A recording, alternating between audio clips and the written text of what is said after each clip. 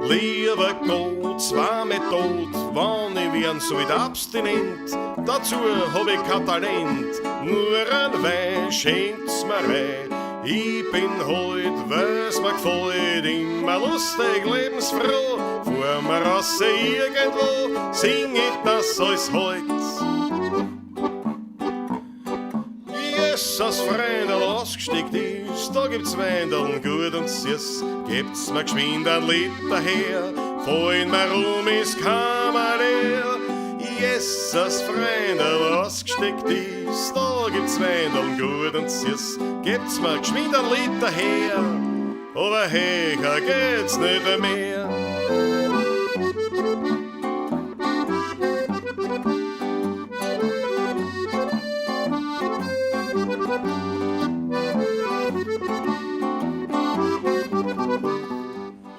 Beim Wein darfst nicht fad sein, beim Lied musst du stark sein, sonst hast du nur die halbe Freude. Beim Plaudern musst lieb sein und beim Bussen ein Dieb sein. Tust das nicht, tust das später einmal leid. Das Leben ist ein Hutschen, einmal und am schnellsten verfliegt oft eine glückliche Stund. Drum darfst niemals fad sein, kommt das Glück, musst du stark sein. Nagels an, weil sonst fliegst du davon. Beim Plan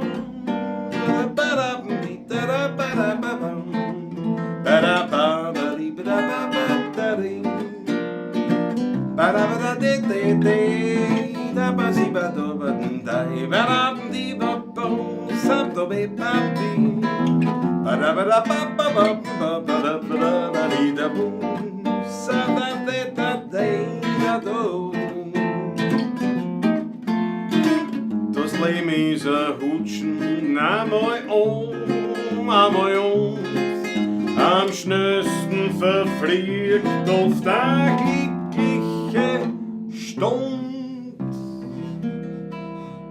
Drum darfst niemals fad sein, kommt das Glück, musst du stark sein.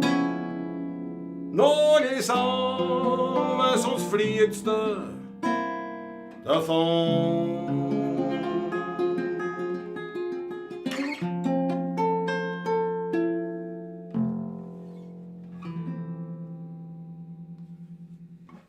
So schaut's aus. Grüß euch Gott, habe die Ehre zur Pawlatschen. Ja, ihr seht es richtig. Ich bin schon wieder allein.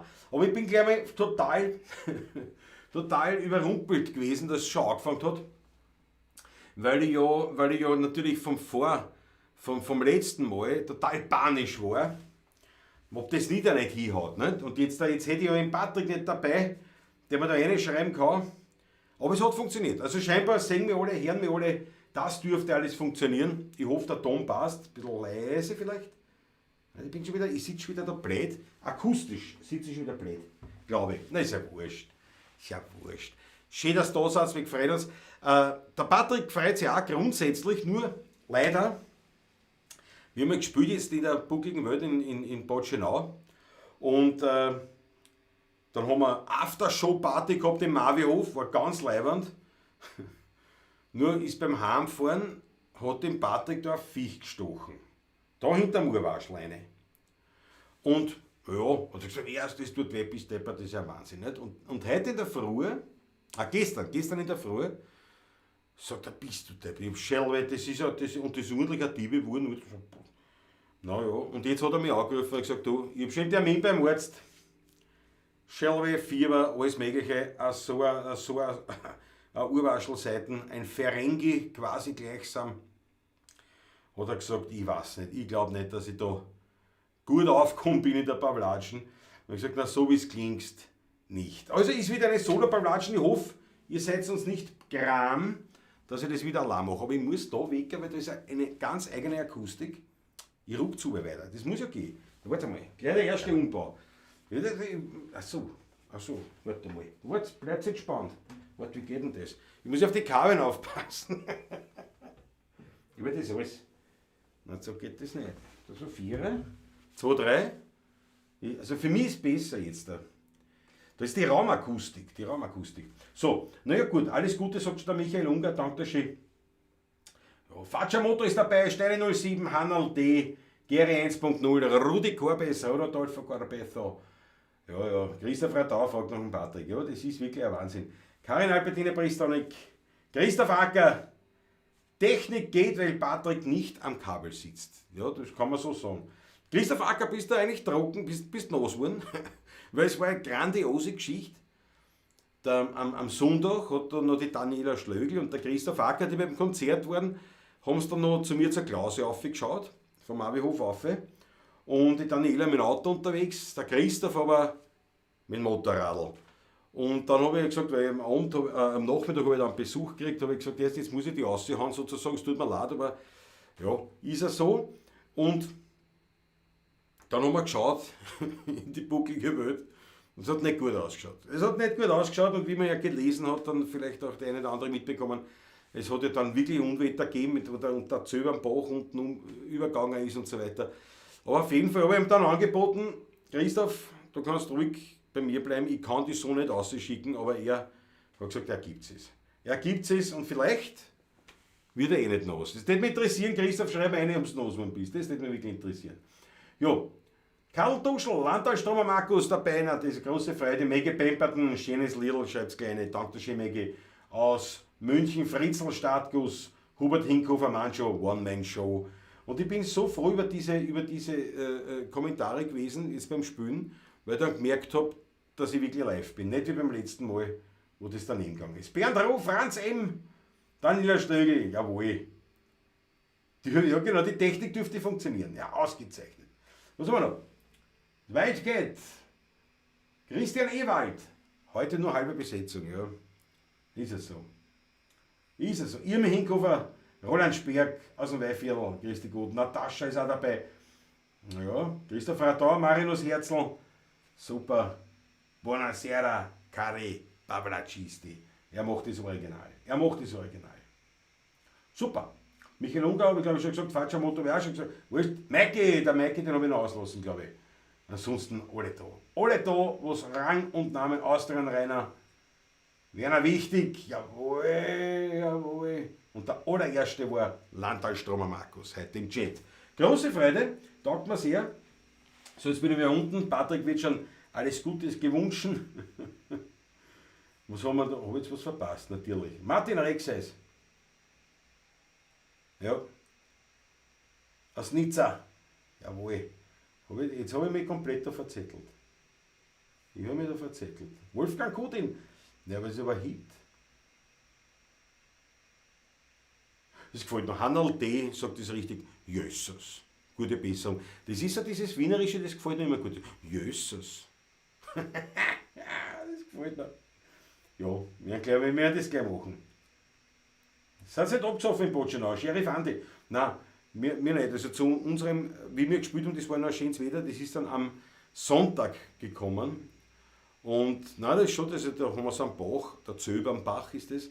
Der ist da unten, also im Tal quasi, Grumbach, Kirchschlag dort. Und, also in Botschenau dazwischen. Und da ist halt schon viel Wasser runtergekommen, aber sonst. Bei mir oben war nicht so, weiß ich, was alles Schlimmes, also hat hingehauen. Ja, die Daniela Schlügelscheide war furchtbar zum Heimfahren. In einer Dreiviertelstunde bin ich gestanden, bis ich weiterfahren konnte. Wahnsinn. Na, hast du Unrat was gekommen, ist noch einen Kaffee gekriegt. Wenn man so kann ich nicht auslassen. Das ist ein One-Man-Mafia, Snoop Dogg-Doggy-Style. Grüß dich gut. Christoph Acker, nur in Kirchschlag und Dernitz war Weltuntergang. In Klausel Leopold auf die Aussicht Arsch, aber die Fahrerei ist uns leid. Und daheim war ich auch fast trocken. Na super. Ja. Und dann noch durch den Bach, der geglaubt hat, er ist erstoßen. Daniel Schlögl, ja Wahnsinn. Die Hof, grüß dich gut, wie war die Veranstaltung? Ein Traum. Ein Traum war die Veranstaltung, kommen wir gleich sozusagen in medias res. Und zwar, also es war eben ein Konzert in Boccenau, im Skonarium, in dem neu errichteten Skonarium. Das ist sozusagen ein Konzertsaal, ein wunderschöner, neuer, leibender Konzertsaal mit Künstlergarderobe, na Wahnsinn. Und da gibt es auch eine Dauerausstellung über Boccenau, über dieses Kohlenstoff, über ein Kohlensäuregas, was wir halt haben, nicht? Das Wasser, das Kohlensäuregas, was da rauskommt und so. Und echt leibend und es war wirklich gut besucht. Ein bisschen an Haxel haben sie uns schon gestellt, nicht die Veranstalter, sondern die Kurhotels. Weil die Veranstalter haben gesagt, normalerweise hätten wir jetzt noch bald das Doppelte mehr an Gästen. Wobei es war nicht reingegangen, aber ich sage einmal so 50, 60 Leute waren auf jeden Fall mehr gewesen. Von den Kurhotels. Aber denen wird so Angst gemacht dort, in der Form, dass man sagt, erst wenn es jetzt zu einer Veranstaltung geht, so viele Leute sind und das hat dann positiv, dann müsst ihr euch die Kur und alles selber zahlen, ne? Und werdet heimgeschickt sein. Und jetzt geht natürlich keiner. Das ist eigentlich ein Wahnsinn. Aber ja, nichtsdestotrotz, es war eigentlich, also der Saal war gut gefüllt, war voll und absolut leibend. Die Leute waren begeistert. Ich glaube, es sind nur 3 gegangen in der Pause, mehr eh nicht. Und es war eine rechte Hetz. Und dann natürlich, wir waren ja schon beim Marvihof zum Mittag schon eingeladen zum Essen. Das war ein Wahnsinn. Wir haben schon eine herrliche Aufbereitung gehabt, weil es war zu Besuch. Die Daniela Schlögl, ja, die Künstler waren sogar zum Angreifen. Ja. Stimmt. Habe ich gesagt, Künstler kann man berühren. Daniela Schlögl war dabei. Der Christoph Acker, die ganze Motorradlerpartie. Der Ferche mit der Isabella. Der Andreas Christina, habe ich mich auslassen? Nein, ich glaube, die war die Stammmannschaft. Haben alle beim Marvihof dann geschlafen, die einen im Heuboden, die anderen im Zelt, die anderen im Wohnwagen. Das war ganz leibend. Und naja, und das war so eine rundum leibende Veranstaltung. Ich bin irgendwann um 2, halb 3 heimgefahren, gegangen. und ich glaube, die letzten sind so um 4 dann abgeschlossen. Und am nächsten Tag, am Sonntag, war schon wieder Frühstück am Marvihof. Also das war rundum eine echt leibende Geschichte.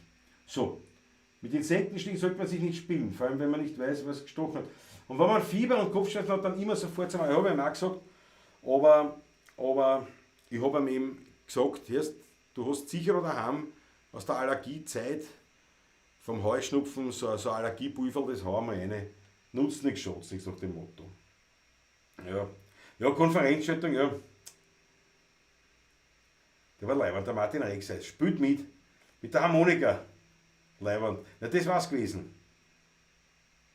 Christoph Acker, genau, Vicky Manfred waren auch dabei. Na, die waren nicht dabei, das waren die Gastgeber. Was ist jetzt? War da Block? Nein, will ich nicht. Bin ich aber auch gekommen. Snoop Dogg Dogg ist der, jetzt hätte ich die fast blockiert. Aber ich habe das abgewendet.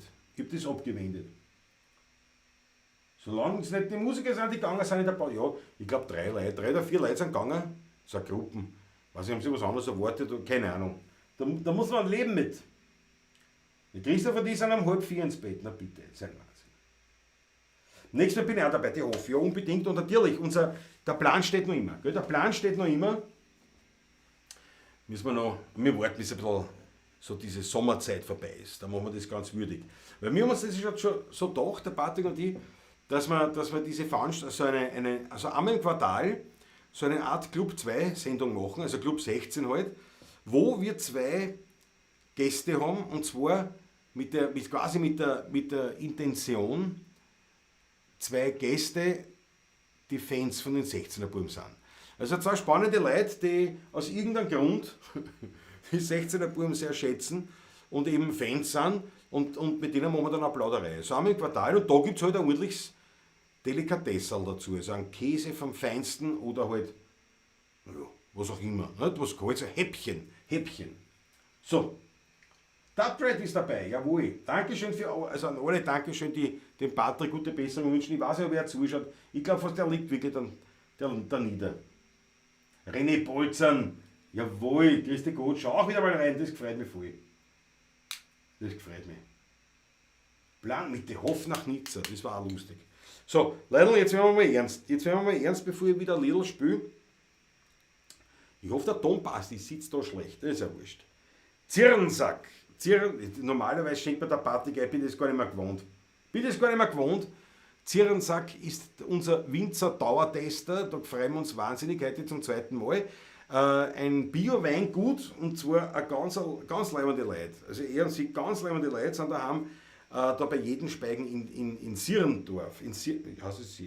Sierendorf an der Mach. Und die haben Wildweine. Also sie haben wirklich absolut leibende Wildweine. Und dann haben wir gefragt, zuerst kannst du ein paar Kisten auslassen? Und ich habe gesagt, das ist selbstverständlich. Und heute, mein Lieber, heute kommt ein gelber Muscateller dran, eben vom Zierensack. Da die ganzen Kontaktdaten, so findet ihr natürlich in der Videobeschreibung. Aber jetzt schauen wir, der Patrick macht immer zuerst so irgendwelche, steht da was drauf, was er vorliest? Gewachsen in der Riede Altgebirge, präsentiert sich der Wein mit seinem Duft nach Muskatblüte und Holunder.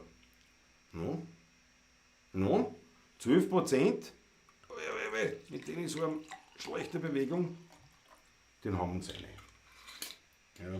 Ja, Patrick, weil der Hof fragt, der Patrick hat einen Insektenstich angefangen, da hinterm Ohr am Kopf, und liegt jetzt eigentlich da nieder. Ja. Morgen um 7 Uhr ist er schon beim Arzt. Aber jetzt hat er gesagt, bleibt er noch. Christopher, da, muss der Hof jetzt auf dich aufpassen oder fährst noch die Honda? Sicher fährt die Honda noch. Dann muss er auf mich keiner aufpassen. Da schau her, der Hude Korbes. Ich melde mich für nächste Woche ab in Stuhlfelden Bogenschießen. Bist entschuldigt. Rudi Korbes brav abgemeldet, so lobe ich mir das. Bogenschießen, da bin ich auch überhaupt nicht dazugekommen und zum Bogenschießen wieder taugt mir. Der Rudi ist ja nicht nur ein großer Musiker, sondern eben auch ein Bogenschütze, ein leidenschaftlicher und hat sich auch selber Bögen schon gebaut und alles mögliche, also ganz leibend. Und wir sind noch nicht dazu gekommen, dass wir gemeinsam agieren. Aber jetzt einmal, meine Lieben, jetzt erhebe ich mal das Glas und vielleicht haut es eine Orgie an rote Achteln für den Patrick, dass das da wieder zurückgeht, dass er wieder... Er hat gesagt, er hat einen depperten Schädel. Ich habe mir gedacht, was ist jetzt, aber er hat was anderes gemeint. Also, dass der Patrick wieder gesund wird. Prost und natürlich auf euch. Ich werde mich bemühen, dass ich mir die Pawlatschen halbwegs in Ordnung umbringen. Prost zum Wohl.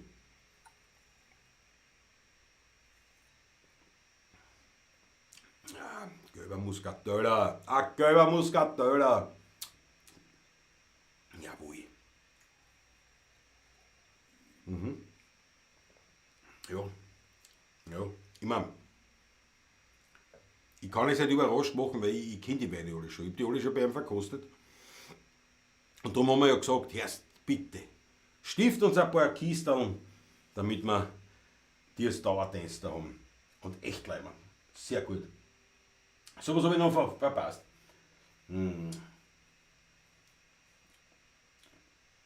Ja, heute muss ich allein.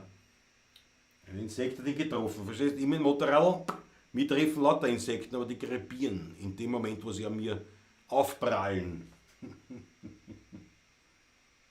Ja, super Aktion vom Sponsor, ein bisschen Werbung kann auch einschauen. Snoop Dogg Doggy Style, genau so ist es. Wie soll ich sagen, das ist eine Win-Win-Situation. Ne? Wie gesagt, wir brauchen einen Wein und er ist ein Weinbauer, also es trifft sie. Jawohl, meine Eltern sind auch dabei. Schauen auch zu. Ja. So da. Peter Raffizeder, jawohl. Der Jota ist auch dazu gestoßen. Nein, große Freude. Und da sind ja noch so viele dabei, die nicht mitchatten. Und die begrüße ich auch immer herzlich. Ja, das muss man schon auch klar sagen, es schreiben nicht alle mit. Ne? Alle schreiben nicht was rein, sondern ich schaue nicht einmal viel zu und das gefällt mir. Aber wenn es natürlich mit kommentiert wird, dann seid ihr herzlich willkommen. Weil das ist ja schon mittlerweile eine Community. Und diese Community nennt sich, also die Teilnehmer dieser Community nennt sich, wie sagt man, nennen sich. Entweder Pawlacisti, das ist die offizielle Variante, Pawlatschinger, das ist die etwas derbere Nebenbei-Variante. Und was haben wir noch gehabt? Pawlacisti, Pawlatschinger, Pawlatscherer, na weiß ich nicht mehr. Aber auf jeden Fall, das hat mich gefreut, was aber sein schon. Hast doch die XSR-Probe gefahren? Nein, Christopher, da, die gibt es nicht. Also ich hab's nicht gekriegt zum Probefahren. Ganz schlimm. Der Motorradmarkt derzeit wirklich oh, die roten Achteln. Ich weiß nicht, ob der Patrick zuschaut, wenn ja. Schaut er die roten Achteln an. Marvihof ist dabei. Ja, grüß euch gut. Grüß euch gut. Heute könnte der Klaus die mittags eine ganz ohne blöde Meldung von Patrick trinken. Ja, das stimmt allerdings, aber wer will das schon? Vollmond, wo gehst du? Peter Raffitzer, gehst du mal Vollmond? Da schon her. Alucard 366, nein, jawohl. Habe ich auch noch einen Wein von dir. Mit großer Freude. Das gefällt mir auch. Pavlatscha, die Pavlatscha. So, Freunde, jetzt muss ich sagen, nein, jetzt spielen wir ein Lied. Und dann sage ich, was ich gekriegt habe. So, wir schauen mal da, nicht? Wir schauen mal. So. So. Stimmt dies. Ha. Jetzt fällt mir ein Lied ein, altes. Das war ein Gatterl am Biesenberg. Nein, jetzt fällt mir ein Lied ein, aber ich weiß jetzt natürlich wieder nicht die Tonart. Das ist. Jetzt weiß ich die Tonart. Wenn der Patrick ja da ist, weiß ich die Tonart nicht. Aber wie ist mir heute nämlich eingefallen, das haben wir schon ewig lange nicht gespielt, eine uralte Nummer, also ganz alt. Da weiß man nicht, wer es geschrieben hat oder was. Das ist überliefert worden. Aber passt in jede Zeit. Lass mich nur die Tonart finden.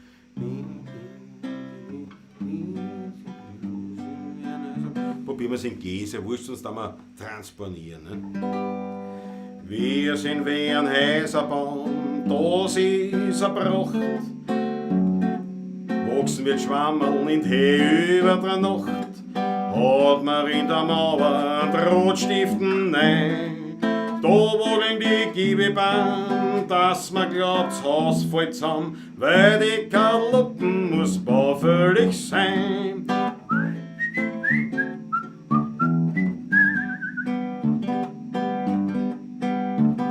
Bei uns da im Parlament, da geht's lustig zu. Da streiten sie und raffen schon in aller Früh. Drum auf dem Rothaus der reisende Mann, der schaut voll Gift und Galle oben in die Sitzungshalle, weil er nicht oben und mitraffen kann. Nicht nur die Tonart weiß ich nicht, verspülen tue ich mich auch die ganze Zeit. Ich glaube, ich habe das Lied noch nie so gespielt. Jetzt gerade eine Strophe mehr, aber da das heute rausfliegt, das ist ja komplett politisch inkorrekt. Aber uns eins ist ja das wurscht, Gott sei Dank. Jetzt lernen die Weiber Radl fahren, bei uns da in Wern. Der Mann führt die Hauswirtschaft, das ist modern. Sie fährt am Bicycle lustig herum. Und der Mann reibt zu Haus Zimmer und Kuchel aus und tragt zum Zeitvertreibs kleine Kind um. Und tragt zum Zeitvertreibs kleine Kind um. Ja, wenn der Oberlandner aufstimmt und sichert unser Wien, ja, der sagt glatt, da freut's mich nicht, ich bleib schon wo ich bin. Na, das gewinnt auch keinen Preis, wie ich das gespielt habe, aber es kam von Herzen. Ich weiß gar nicht, wie man das Lied, wie das heißt oder wie man das. Aber ich glaube, es heißt, hey, wir sind Wehren Häuser bauen. Ich glaube, so. Das ist eine alte Nummer, weiß man nicht, ich hoffe, ihr seid gnädig, schau die Achteln. Der Haberlaner, ja genau. Der Haberlaner, das war Rudi Korbis, du musst jetzt berichtigen, falls ich einen Blödsinn sage, weil der Patrick ist ja nicht da, dass ich mich berichtigen kann. Der Haberlaner war ja so eine Art Volkskundler eigentlich. Nicht? So, der hat aufgeschrieben, so die so beobachtet und niedergeschrieben. Stimmt das? Habe ich das richtig in Erinnerung? Also, hätte das sagen ein Volkskundler, nicht? So ein beobachtender Studierter, der die ganze Kultur ein bisschen beobachtet und so. Ja. Oder, bitte schreiben wir das rein. Rudi, ob ich das richtig so gesehen habe. Ja. Der Roland Sperg, das habe ich gar nicht gewusst. Werner Zierensack ist auch Biker. Als Winzer sein Motto Born to make Wein. Na geil, das habe ich nicht gewusst. Der Roland, du siehst, das ist aber leibend. Du da vorne mal besuchen. Das ist eine super Geschichte. Das habe ich nicht gewusst. Schau die Achteln. So. Und Gerald Spörk ist auch dabei, ist die gut. Na, das taugt mir. So, was haben wir? Die Achteln, danke ich vielmals. Das ist sehr gnädig, wirklich sehr gnädig. 3 Gäste sind schon weniger. Ja. Passiert, Christoph Acker, das haben wir gewohnt, ne?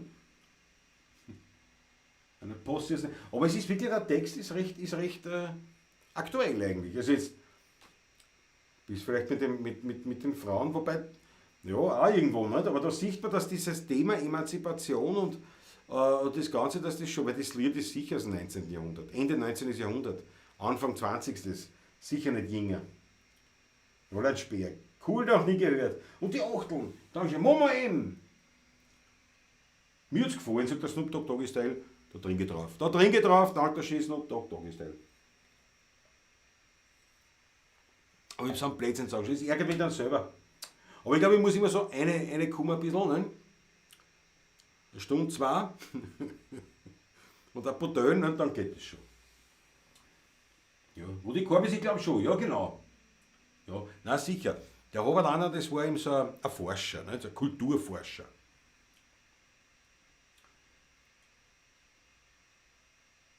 Ui, Daniela Schlegel. Ende September Woche Urlaub, da mache ich mich in die bucklige Welt ein bisschen verguckt, da wird da was. Du, das war aber super, weil ich meine, du musst mir auch besuchen kommen. Weil ich glaube, das hast du jetzt eher am Mavihof geschickt, an die Wiki, aber weil ich bin wahrscheinlich in der 2. Septemberhälfte ein bisschen mehr draußen bei mir in der Klause.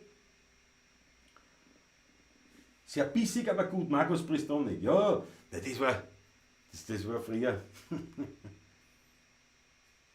Girardi, Meinrad, was meinst du, Mäcki? Die haben das nicht gespielt, die haben das nicht gesungen.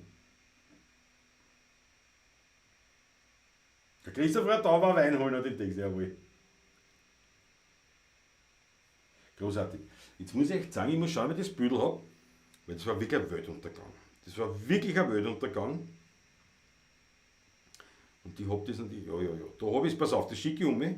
Das schicke ich um mich auf den Computer, dann kann ich das zeigen. So, geht das schon? Hallo? Tu was. Ja, wird schon tun. Das war echt arg. Schönes Unwetter. Und bei mir ist es so, in meiner Klause, ich bin so auf 700 Meter und da schaust du rein in die bucklige Welt und meistens die Gewitter, was man so schön sieht, so das kommt meistens nicht zu mir, halt ein paar Ausläufer vielleicht, das kommt meistens von anderen Seiten. Und wie der Christoph Acker, so, wenn wir so draußen stehen bei der Maschine und der schaut halt so nach, wie jetzt heimfahren wird, kommt der Nachbar, der Bauer, kommt mit dem Traktor und stellt sich unter mit dem Traktor. Und da habe ich gesagt, weh, das ist ein schlechtes Omen, weil wenn der mal kommt. Und dann habe ich gesagt, wie schaut es aus? Und er hat gesagt, ich habe lieber aufgehört. Und wenn der aufhört, dann weißt du, das kommt zu uns das wieder. Das kommt zu uns.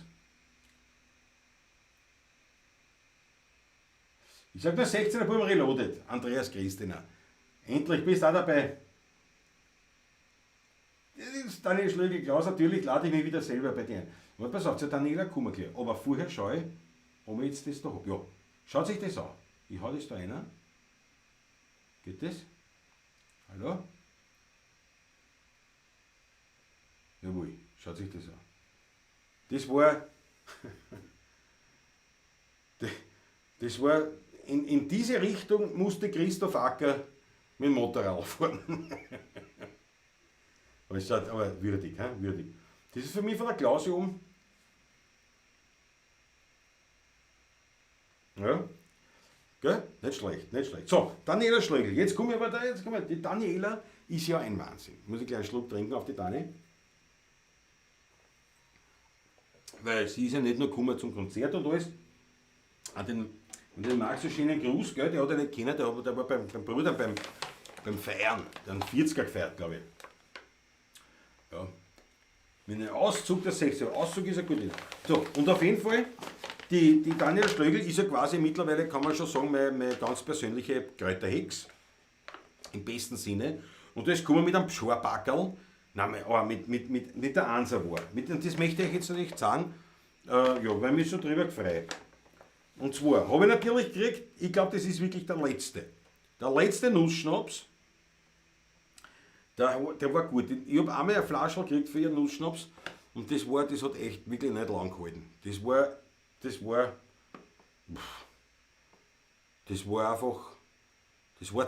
Das war einfach zu wenig Nussschnaps. Da habe ich gesagt, Daniela, ich brauche einen Nussschnaps. Hat sie mir mitgebracht, einen Nussschnaps. Pass auf, jetzt geht's auf. Und weil ich mit meinem Tennisarm laboriere, und hat sie mir genau gesagt, was ich machen muss für Öl, damit ich mir das kurieren kann. Und sie hat das natürlich sofort überrissen, dass ich für das zu fein und steppert bin. Ergo hat sie gesagt, sie macht das selber. Und hat mir ein Tennisarmöl, man sieht es glaube ich nicht, ist ja wurscht, ein Tennisarmöl gemacht. Und zwar ist das ein Ölauszug aus Rosmarin, Beinwell und Weißwurz.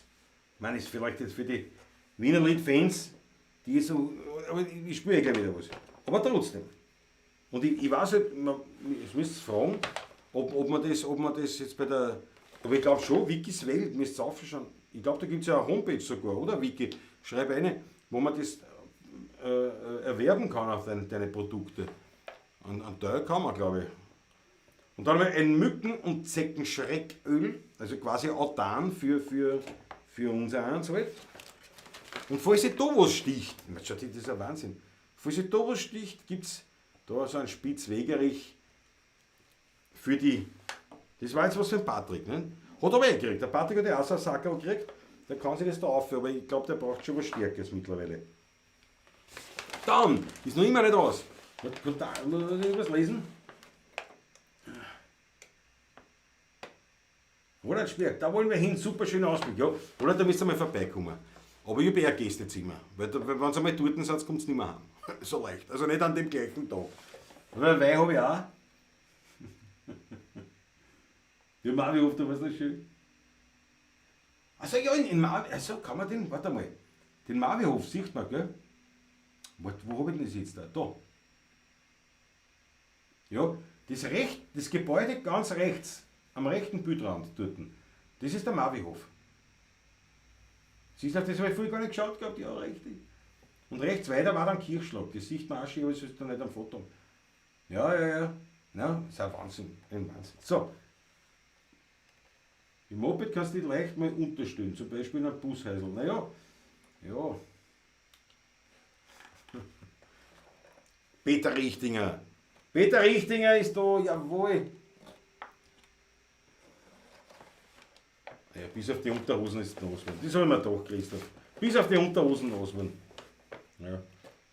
Meisel und mich jetzt auch erwischt, Wildcat. Ui, warte, da trinke ich gleich einen Schluck. Warte, kann ich nicht. Mach ich gleich. Auf Meisel und Wildcat trinken wir auch gleich einen Schluckerl.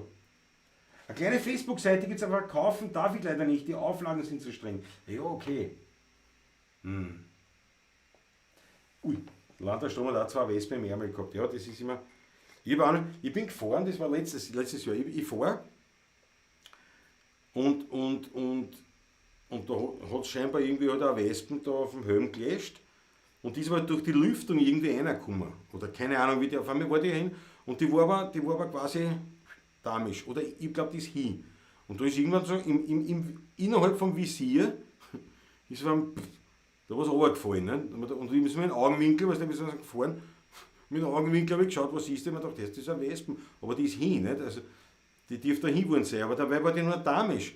Und dann ist die auf einmal aufgewacht, du hast gemerkt, wie sie bewegt hat, einmal die einen Flügel, dann den anderen Flügel, alles da im Helm. Und da bin ich dann stehen geblieben. Und ich gedacht, die lass raus, bevor es ganz aufwacht. Stehen geblieben, aufgemacht, raus. Da habe ich auch, ich bin jetzt nicht so ängstlich, mit so Wespen, so, aber was es im Helm drinnen hast und sie fängt an munter werden und dann ist deppert und vielleicht aggressiv oder halt ängstlich. Ne? Naja, aber zum Glück nichts passiert. Genau genommen darf ich die Sachen nicht mal verschenken. Mir schon, Daniela Schlegel. Ich sage das trotzdem, oder? Darf ich es nicht herzeigen? Dann sage ich, Daniela Schlegel, ich habe sie gar nicht von der Daniela Schlegel, ich habe es von der Manuela Schlegel. Ich habe mich vertan. Von der Manuela Schlegel habe ich das gekriegt. Dann sind wir auf der sicheren Seite. Ja. Na, der Strom, Markus, genau. Marvihof sagt, frag mal Daniela wegen dem Spitzwegerich-Dings. Ja, das ist dieser Mücken-Ding. Das ist absolut genial, ja. Mäusler geht's richtig schlecht? Wieso? Wie ist das noch? Okay. Wildcat. Da müssen wir. Da muss ich jetzt aber schnell was trinken, dass da was weitergeht. Warte mal. Mäusle. Der Nymphensittich. Roy und Mäusle. Und Mäusle ist schlecht beieinander. Okay. Ich weiß gar nicht, warum ich den Wein immer zumache. Das ist ein Blödsinn. Das ist eine blöde Angewohnheit. Also aufs Mäusle, Wildcat, hat eine rote Achteln, dass der Nymphensittich Mäusle von der Wildcat wieder gesund wird.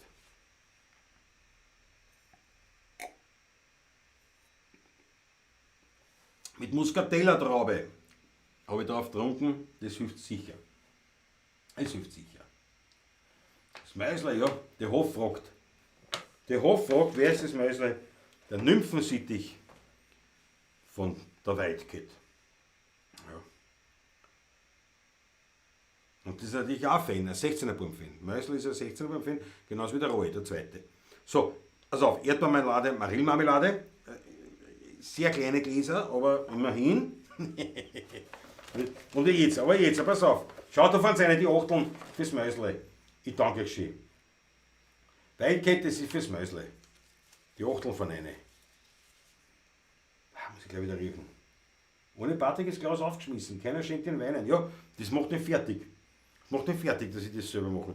Da habe ich ein herrliches Seife. Wahnsinn. Ihr könnt ja das nicht riechen, aber es ist natürlich ein Wahnsinn. Das ist ein Wahnsinn. Das ist unglaublich gut. Und dann habe ich noch 2 Tees. Ich meine, Tee. Das weiß ich nicht, werden wir irgendwann mal machen. Ne? Ein Tee halt, ist ja wurscht. Kann man auch trinken. Ne? Ein Hollerblüten, Lindenblüten, Medesüß. Das ist ein Wikis Erkältungstee und das ist der LMA-Tee. Und da habe ich gefragt, was ist das? Und ich gesagt, leg mir am Arsch Tee. Also sprich, zur Beruhigung braucht man oft. Jetzt mal noch eine Zeit im Bild, man schauen wir eh nicht an, aber wenn du Nachrichten hörst, gleich einen LMA-Tee. Ganz leibend. Also, Daniela, nochmal herzlichen Dank. Und der Patrick hat auch so ein Ding gekriegt, so ein Pschorpackerl. Und echt geil. Echt geil. Den Müll habe ich schon massiv in Verwendung. Ich hoffe, das hilft. Aber schaden tut es auf gar keinen Fall. Das packe ich wieder alles ein. Vom Nussschnaps machen wir einen kleinen Schluck. Dann spielen wir wieder was. Weil was das ist, sonst rennen wir die Leute davon. Ich war heute nicht eingestellt auf so ein Solo-Pavlatschen. Gut, bin ich nie. Ist wurscht. Machen wir schon. Also, danke für Hanftee, Landtalstromer, jawohl. Seife schenkt man nicht ohne Grund, damit will der Beschenkte etwas sagen. Christoph Acker, bin schon wieder frei. Ja. Na, die Begeisterung über den Tee ist nicht zu übersehen, sagt der Gerald Schmidt. Nein, ich freue mich schon. Aber ich meine, das muss ja, ich freue mich viel, dass ich ein Geschenk gekriegt habe.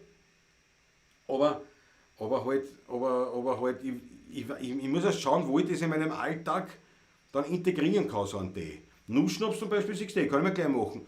Aber ich kann ja nicht ein paar Wlatschen machen mit einem Tee. Das geht nicht. Mit einem Tee mache ich das nicht. Den Tee kannst du auch rauchen, Klaus. Fritzel, jetzt kommen natürlich andere Möglichkeiten. Also Prost, Daniela, herzlichen Dank. Und schau mal, der ist gut eingeschenkt. Die Flaschen. Der Nussschnaps, der beste, den ich kenne. Der beste kenne ich. Prost.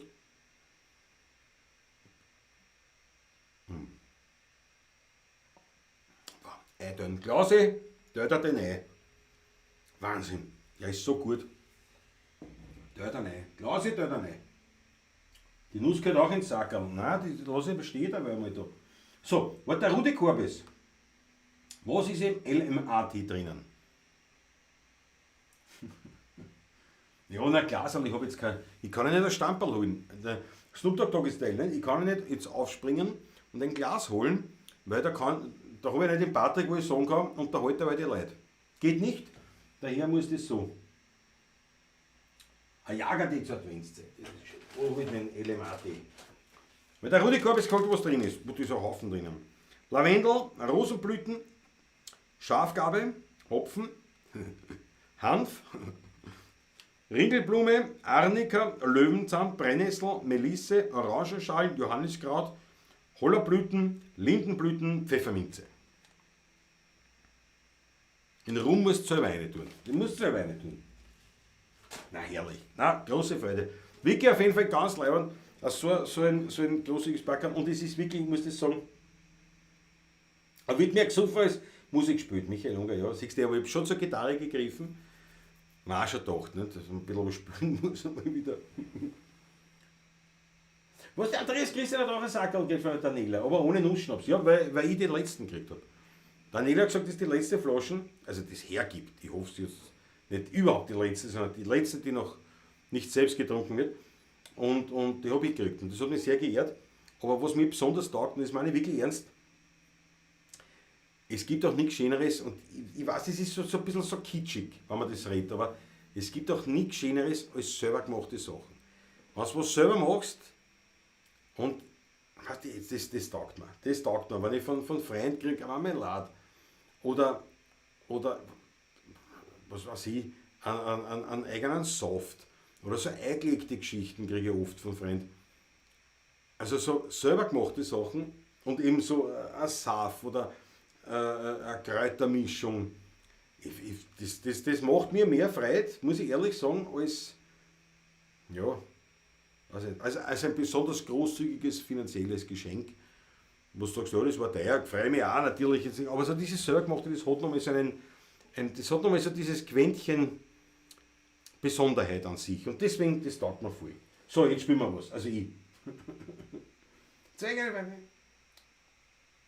Ja, Andreas Christian, das stimmt, hättest du mich unterstützen können. Wie man gespielt? Also nicht, jetzt spiele ich mal und dann kommen wir auf das zu sprechen. So, was soll ich denn spielen überhaupt? So ganz allein. So ganz allein. Was soll ich spielen? So ganz allein.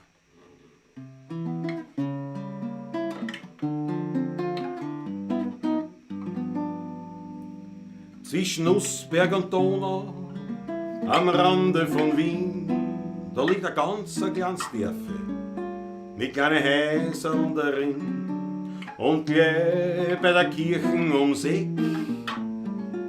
da liegt die Buschenschank-Taschler versteckt. Gleich neben der Kirche vom Kohlenberger Dorf, da liegt der Heiriger ganz still und klar.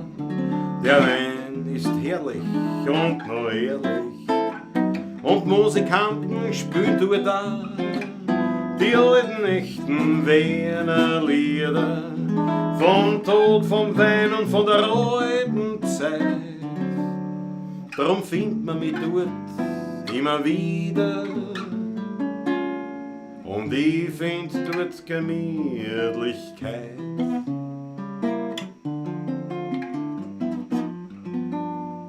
Dort ist noch nichts neu, auch nicht modernisiert.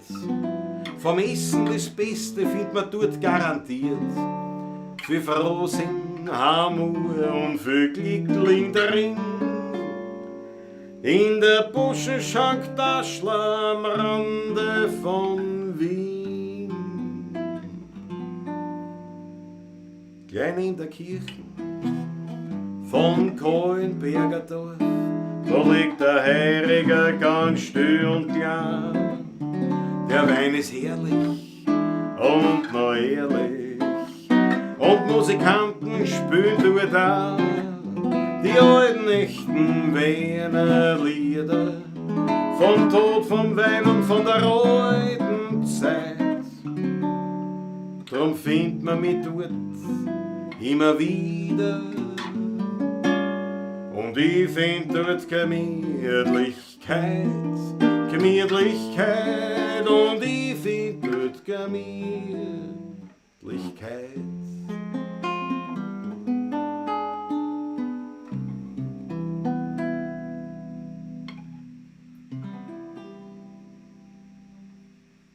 Kleine Interkirchen von Gut. Ui, ich muss den Finger heben, wie es der Patrick immer pflegt. Ich muss den Finger heben, warum? Wo ist denn das? Da! 5 Euro, Christoph Acker, für den Patrick seinen Blutzer. Dank der schön Christoph Acker. Und ich muss natürlich auf dich trinken. Trinke auf dich. Danke dir vielmals. Und ich muss ein zweites Mal den Finger heben. Wo man da? Da man, der Hof. 5 Euro von der Hof. Und ich sicher wiederum nicht, welches Emoji das ist. Bei mir ist das immer ausgeschrieben. Fan Character laughing out loud with tears in their eyes. Der Hof. Vielen herzlichen Dank. Sehr zum Wohle. Die Achtel von einer. Nussschnaps, Jahrgang 2021 bekommst du auch ein Flascherl. Für den Andreas Christina, ja. Los im Ambos eine Flascherl. Aber ja, gell? Daniela, weil ich meine, der wird sicher. Der ist so gut. Auf meinem Bildschirm ist auf deinem Passsteg ein weißer Fleck. Achso, das da, ja. Das da, meinst du? Das ist das Stimmgerät. Das ist ein Stimmgerät, wenn man neu gekauft, kann man aufladen, Akku. Und das hat schon, ich bin schon in einem Alter, wo ich ein großes Display brauche, wo man sieht, was man stimmt. Die sind auch sehr praktisch, weil mit diesen Stimmgeräten, das kann man am Handy eine App und so auch haben, aber die haben so da drinnen einen Piezo-Tonabnehmer und der nimmt die Schwingung vom Holz auf, nicht? Den klemme ich da her und der nimmt quasi nicht den Ton über Mikrofon, sondern über die Schwingung vom Holz und dann weiß der, welcher Ton das ist. Und dadurch kann ich stimmen, obwohl es rundherum laut ist. Natürlich bei einem Heurigen eine Weltgeschichte. Du setzt dich hin, stimmst die Gitarre, die Leute reden nicht? Und alles Mögliche, oder der Patrick spielt sie ein oder was weiß ich was. Das würde alles die Töne ja sozusagen verfälschen oder halt schwieriger machen fürs Stimmgerät den richtigen Ton auszuholen. Aber da nimmt er nur die Schwingung an und dadurch sind die auch sozusagen leicht verwendbar, wenn es rundherum laut ist und sie sind halt wahnsinnig klar und die klemmst du auf und fertig. Also das zur Aufklärung, lieber Rudi Korbes. Zur Aufklärung war es. Schöne Interpretation, Markus Pristonik. Ich danke dir herzlich, ganz lieb. Die hoffe, so gute Besserung für Patrick. Ja, das wird sicher werden. Das wird sicher werden, aber das ist, ich kenne das. Wir haben nur bis jetzt über die Viecher da so in die Beine gestochen, in die Wadel oder was.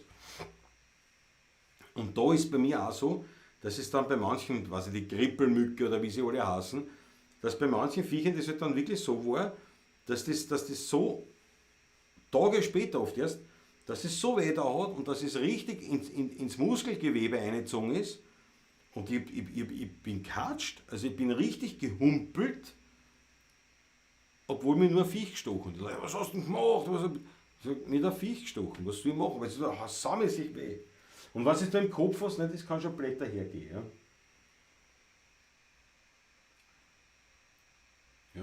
Siehst du, die Daniela Schlegel sagt, ich stelle meine Sachen nur dann her, wenn es mir gut geht, weil sonst werden die Sachen meistens nichts und das auch viel positive Energie drinnen ist. Siehst du, und das ist das. Das finde ich leibend, das ist so, wie man immer gesagt hat, früher mit Liebe gekocht. Ne? Und das alles so zack, zack, zack, das ist es fehlt diese Komponente, nennen wir es halt die Aura oder das was weiß ich.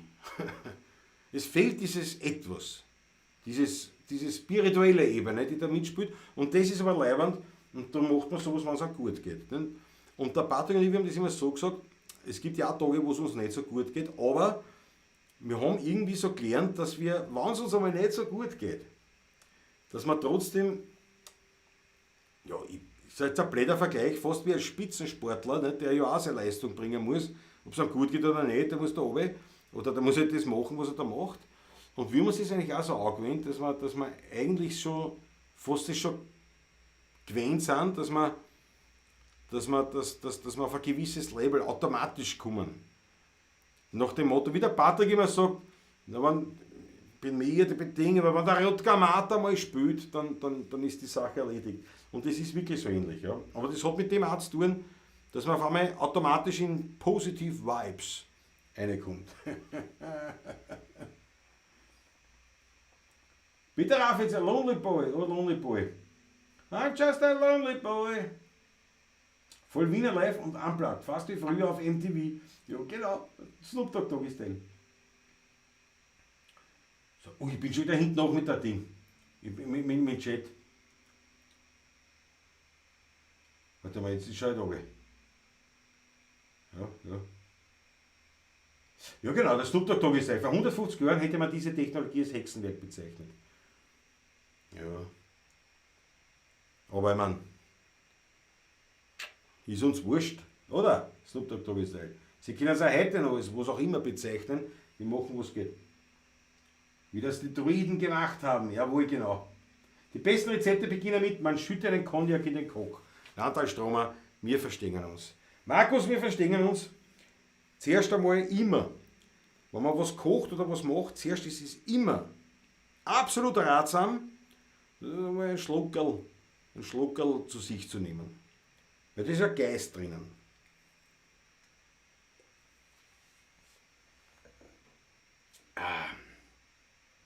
Schwächer bleibt im Osten. Christoph Acker. Das hat der Patrick nicht gesagt. Bayern liegt schwächer im Süden. So, mein guter Freund, die Einsamkeit ist irgendwo drinnen gestanden. Ja, das werden wir gleich machen. Beinhart. In F-Dur. Das weiß ich, obwohl ich es geschrieben habe. Weil oft weiß ich das selber nicht dann, was ich tue. Oder ich mache ich schaue wie so ein Medley vielleicht zusammen. Ich werde ein Medley spielen, wenn man es einfällt. Der Alucard sagt es. Ich koche immer mit Wein, manchmal kommt er auch ins Essen. Ja. Nein, es ist zuerst immer. Ein Achtel muss am Ende den Koch schicken, dass er überhaupt das Kochbüchel aufschlagt. Ne? Das ist unsere Grundlage. Das ist so. Warte, ich überlege, was wir anders schaffen. In C, man sagt C.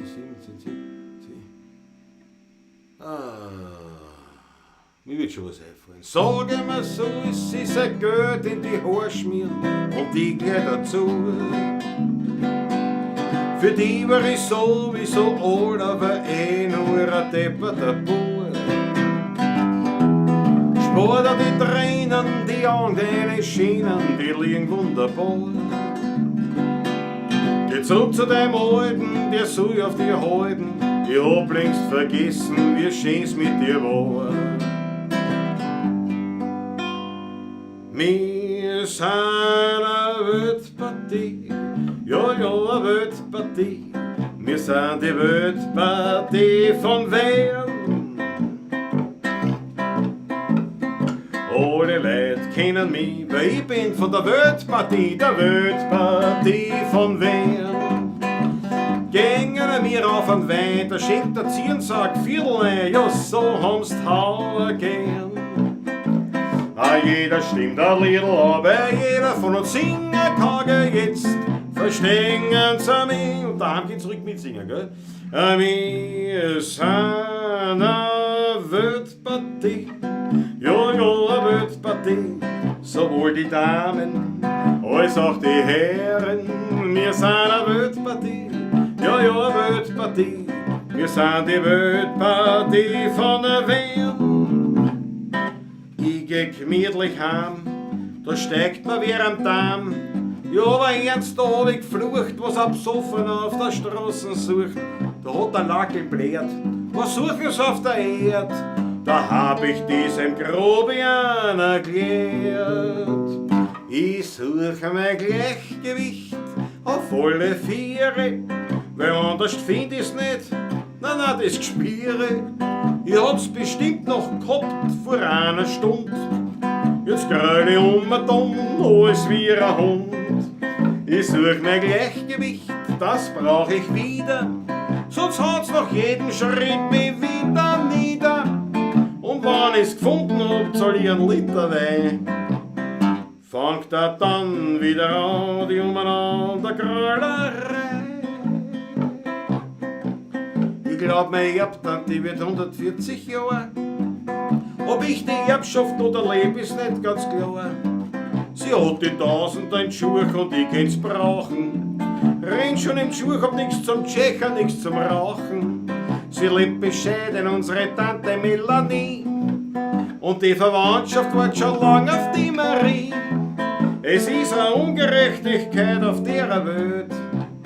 Die Tante raucht nicht, die Tante trinkt nicht, die hat kein Hammer, die hat nur Geld. Das ist das, was uns auf der Welt so fehlt.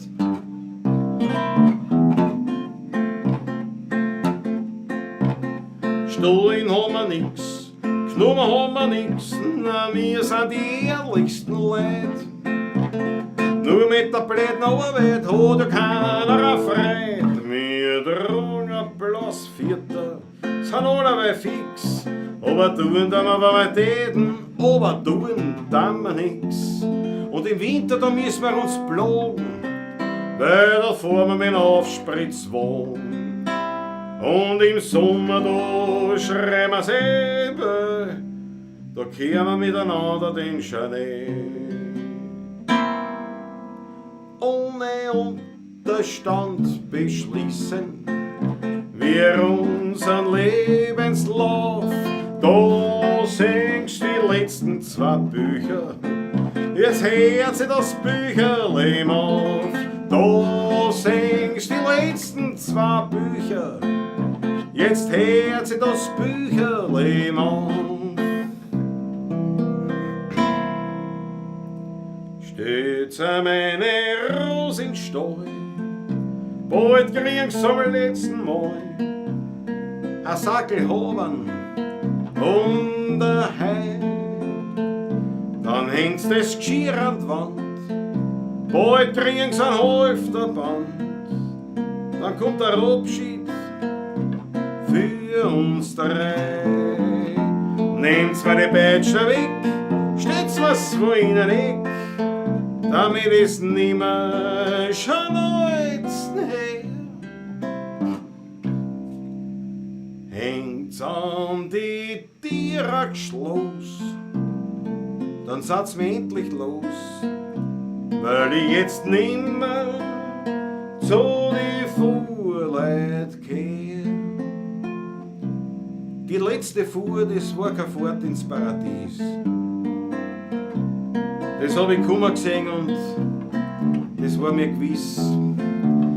Die Rosen haben nimmer gezogen wie früher mal am Strand. Nein. Die Hufe haben gelungen wie ein Abschiedsgesang. Sie waren mein Stolz, die Rose, und auch mein Freude.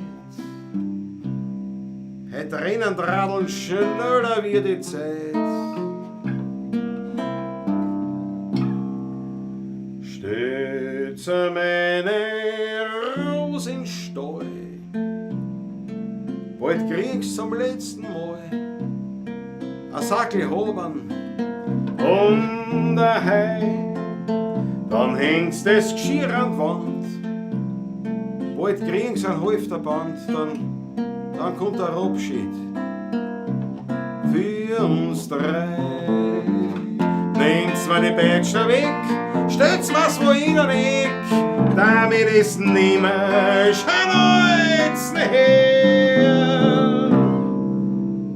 Hängt's an die Tierachschloss,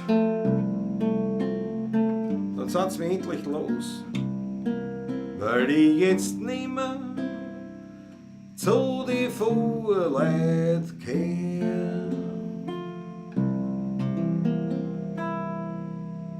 Man kennt fast sagen, zu jeder Zeit spül ich den Trottel für die Leid.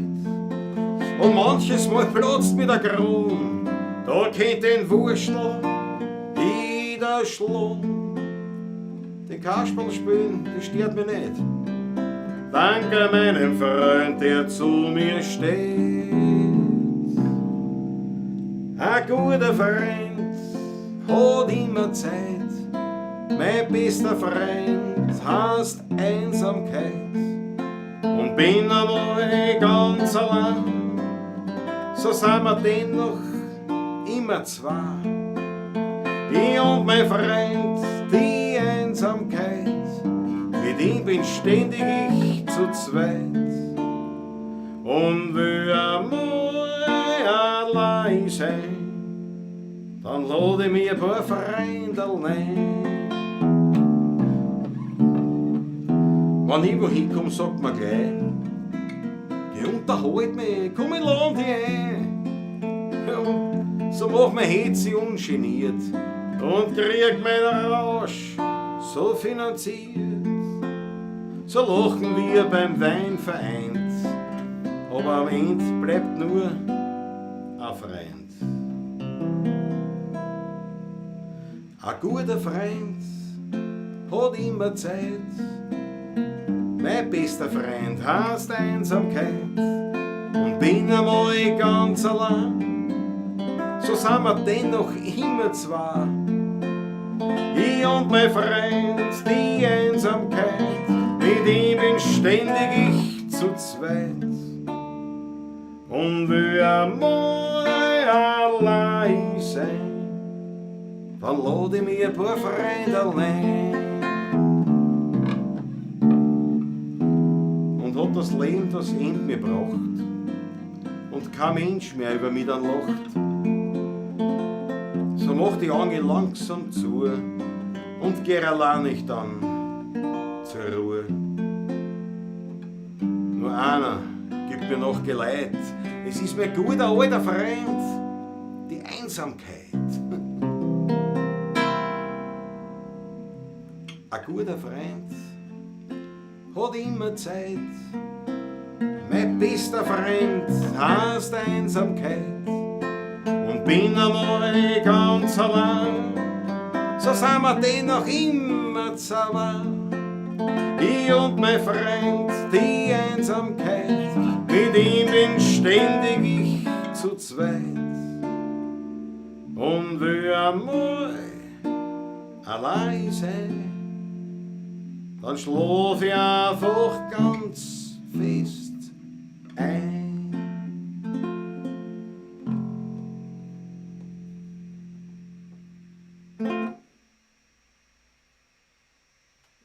Danke vielmals, ein mörderisches Potpourri, ein Medley. Und ich meine, so schon dauert auch jetzt. Aber ich danke euch, ich habe gesehen, Unmengen an Achteln von einer. Ich danke euch vielmals. Wer es nicht weiß, wer frisch dabei ist, sozusagen, die Achteln, das entspricht dem Emoji, dem Applaus. Dem Applaus gleichzeitig auch Symbol für Leiwand und einfach für alles, was lässig ist. Also ich danke euch vielmals für diese großartigen wie sagt man da? Für die großartigen, da muss ich anders sagen. Ich danke vielmals für den Zuspruch. So haben wir es, ganz großartig. Ein bunter Strauß von guter Laune. Markus Pristonik, ja. Und dann habe ich das abgekehrt, wie der Wiener halt so ist. Und dann sind wir gar oben. Da sind wir gar oben. Super schönes Lied, Hannah. Danke dir vielmals. Die Achtung. Hast du die Einsamkeit geschrieben? Rudi Korpis? Ja, die habe ich geschrieben. Text und Musik, Klaus Steurer. Jawohl. Heute wird mehr gesungen als getrunken, ich muss ja mehr trinken. Verdient man mit Wienerlied schreiben was? AKM? Naja, verdienen, also wann Veranstalter, also grundsätzlich, wann die Kulturszene normal funktioniert, ja freilich verdient man dann was. Ich meine, reich wirst nicht, ein großer Star wird man mit Wienerlied auch nicht. Aber klar verdienst du was, das ist sicher. Weil es wird ja viel gespielt. So wenig ist ja nicht. Also Michael Unger, absolut. Und wenn man jetzt halt mit der Corona-Zeit, das ist ja eines der großen Probleme, dass ja auch durch das, ich sage jetzt einmal, naja, mehr als die Hälfte meines Jahreseinkommens machen Tantiemen aus. Und Tantiemen gibt es halt nur wirklich im sinnvollen Ausmaß, wenn es Veranstaltungen gibt, wenn gespielt wird. Und jetzt ist letztes Jahr schon nicht viel gespielt worden, heuer auch nicht viel. Das heißt, für heuer und nächstes Jahr sind meine Tantiemen eher dürftig. Was soll er machen? Uns ist wurscht. Ich habe einen Nussschnaps von der Nussschnaps von der Daniela Schlegel. Das passt. Da komm ich. Also, ich muss den Finger heben. Patrick Style. Rutger-Style. Das klingt ja viel besser. Ab heute ein neues Vokabular in der Pavlatschisti-Gemeinde. Rutger-Style.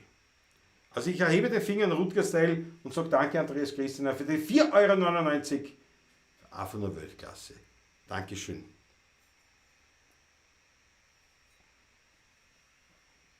Bravo Klaus, der Christopher da. Roland Sperg, dieses Lied ist ein besonderes Kunstwerk. Ich danke herzlichst. Bravo Applaus, Snoop Dogg Doggy Style. Naja, weil der Markus Bressoni gescheit eine Traumnummer, aber Patrick fehlt bei dieser Nummer. Nein, der Patrick fehlt überhaupt. Der fehlt überhaupt, weil ich meine, dieser ganze Wiener Blues, das ist ja, das kannst du nicht einfach so spielen. Da muss schon mehr dabei sein. Und natürlich fehlt da der Patrick vollkommen. Breiter Bogen, sagt der Franz eben, ja. Das war. Wer frisch dabei ist, trinkt so wenig. Grieserwacker, das kann man aber wirklich als, möchte ich fast sagen, als Wahlspruch für Kinder. Und weil der Michael Unger sagt, ein Liter für die Musik, ein guter Hinweis, ich danke dafür, da blende ich sofort ein, vorbereitet, der virtuelle Hut. Ich weiß, ich bin jetzt nur allein, aber wenn es euch taugt, was ich da fabriziere, und wenn ihr weiterhin die 16er Buben auch unterstützen wollt, haut eine was in den virtuellen Hut. Natürlich findet ihr diese ganzen Daten auch in der Videobeschreibung, aber wenn einer sagt, ja, pass auf, das ist ja nicht schlecht, die gehen da jetzt durch, quasi mit dem virtuellen Hut, so muss man sich das vorstellen, wie wenn wir beim Heurigen sitzen, da geht man auch mit dem Hut durch und da haut man was rein. Natürlich im Idealfall lasst das rascheln und nicht schäbern. Gut, geht online eh nicht. Das sind ja nur Bits und Bytes. Aber was soll man machen? Besser ist nichts. Besser ist nichts. Und ich danke euch jetzt schon für eure Großzügigkeit. Ich teile mit Patrick an, auch wenn er nicht mitspielt. Aber nur, wenn er zuhört. Nein, ich teile eh an. Ich teile mit Patrick an. Also ich bitte euch herzlichst, quasi der erste Aufruf, wo wir mit dem virtuellen Hut herumgehen. Ich danke euch herzlichst. Herzlichst, und wenn ihr schon dabei seid und sagt, ja, ihr seid beim Promoten, was fällt mir noch so ein an Anglizismen, Shoutouten und also, wie wisst ihr, was ich meine?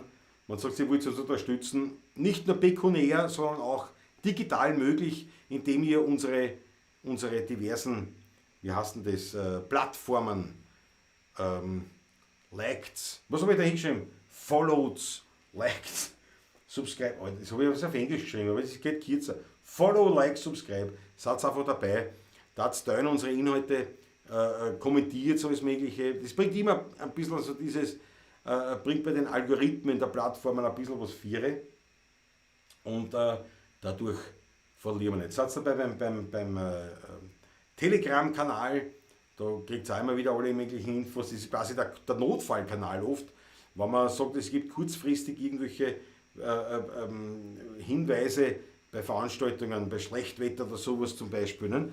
Dann ist der Telegram-Kanal natürlich der schnellste, aber der sinnloseste, weil da haben wir nur am wenigsten Follower. Aber seid dabei. Und natürlich 16er.at, das ist nicht nur die Homepage an sich, sondern dort findet ihr auch die Möglichkeit, euch einzutragen für den Newsletter. Und der geht einmal im Monat aus, so ungefähr. Also jetzt haben wir es, glaube ich, 2 in einem Jahr. Aber grundsätzlich, wenn es Veranstaltungen gibt, einmal im Monat kriegt ihr dann so eine Information, wann wir wo spielen. Und das war auch diese Werbung.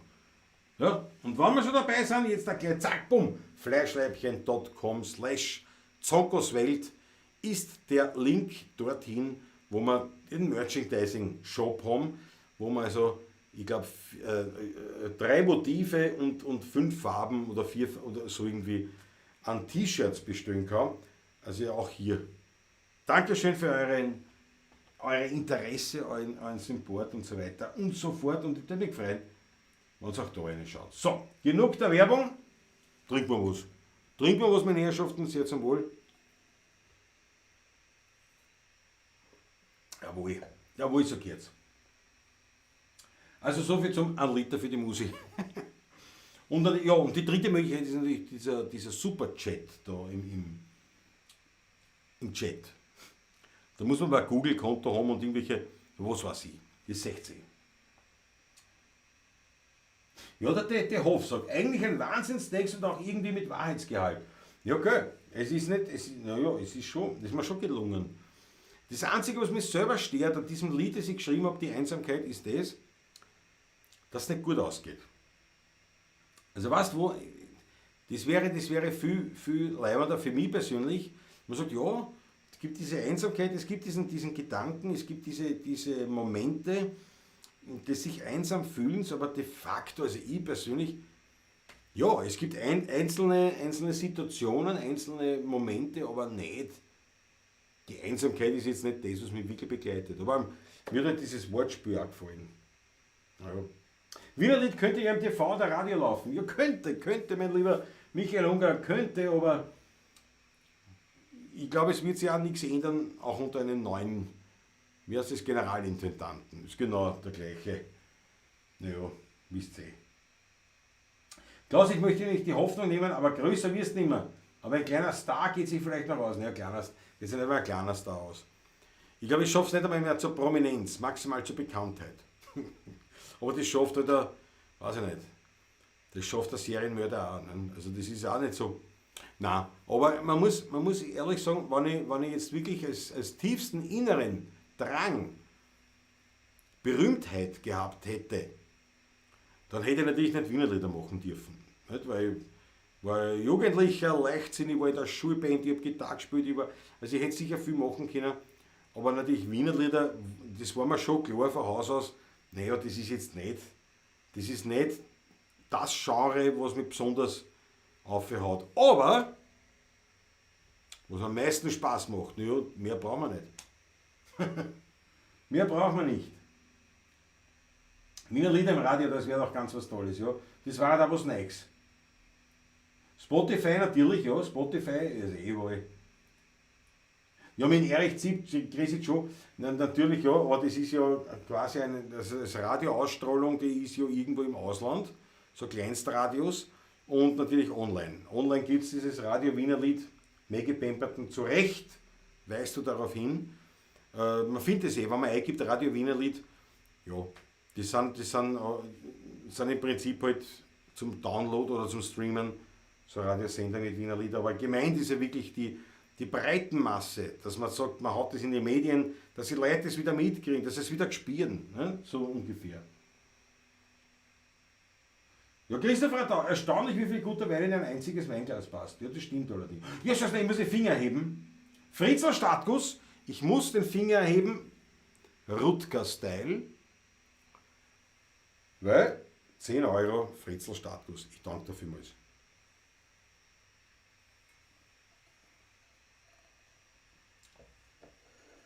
Ich sehe das Emoji nicht, aber hier steht Lemon Character Moving in Excitement.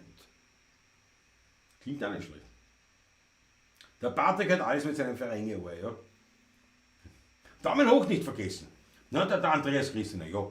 Haut seine Daumen auf, damit das Video vom YouTube erkannt wird als besonders toll. Ich meine, wirklich weite Ausstrahlung kriegen wir nicht, weil wir ja, wie soll ich sagen, ist ja doch eine sehr kleine Nische, aber ja, funktioniert und ja, es gibt ja so eine ganze Wissenschaft über diese Social Media Plattformen und über YouTube und was man da richtig machen kann, weniger richtig. Es fängt schon damit an, dass man es auf Deutsch ist und auf Wienerisch erst recht, also damit ist alles andere jetzt am Vergessen und somit ist es wurscht. Ich habe oder der Patrick und ich, wir haben beide beschlossen, wir machen das, was uns taugt. Und der Algorithmus möge uns hold sein oder nicht, solange wir nicht gesperrt werden oder blockiert, ist uns das eigentlich wurscht. Aber ja. Dennoch, ein Daumen hoch ist natürlich immer eine leibende Geschichte. Da danke ich jetzt schon. Landtalstromer, ja, Telegram 24 Abos, ja, da haben wir nicht viel, aber was für ein Beat hat der Algorithmus, das ist aber super. Maggie Pemberton, das ist super. Der Algorithmus. Welchen Beat hat der? Ja, auf jeden Fall einen ungeraden, sicher einen ungeraden. Erschreckende viele mit dem Begriff Ferengi tatsächlich etwas anfangen können. Mag das Prestongi? Ja, du hast aber auch recht. Ich bin überhaupt kein, was war denn das? Star Trek, irgendwas, nicht? Deep Space Nine, so irgendwas, ne? Und ich bin wirklich nicht so ein großer Fan, aber nein, aber auch schon viel gesehen. Viele Folgen, alles habe ich sicher nicht gesehen, aber viele Folgen und tatsächlich, ja, man weiß, mit Ferengi was anzufangen. Ja. Fernsehen bildet.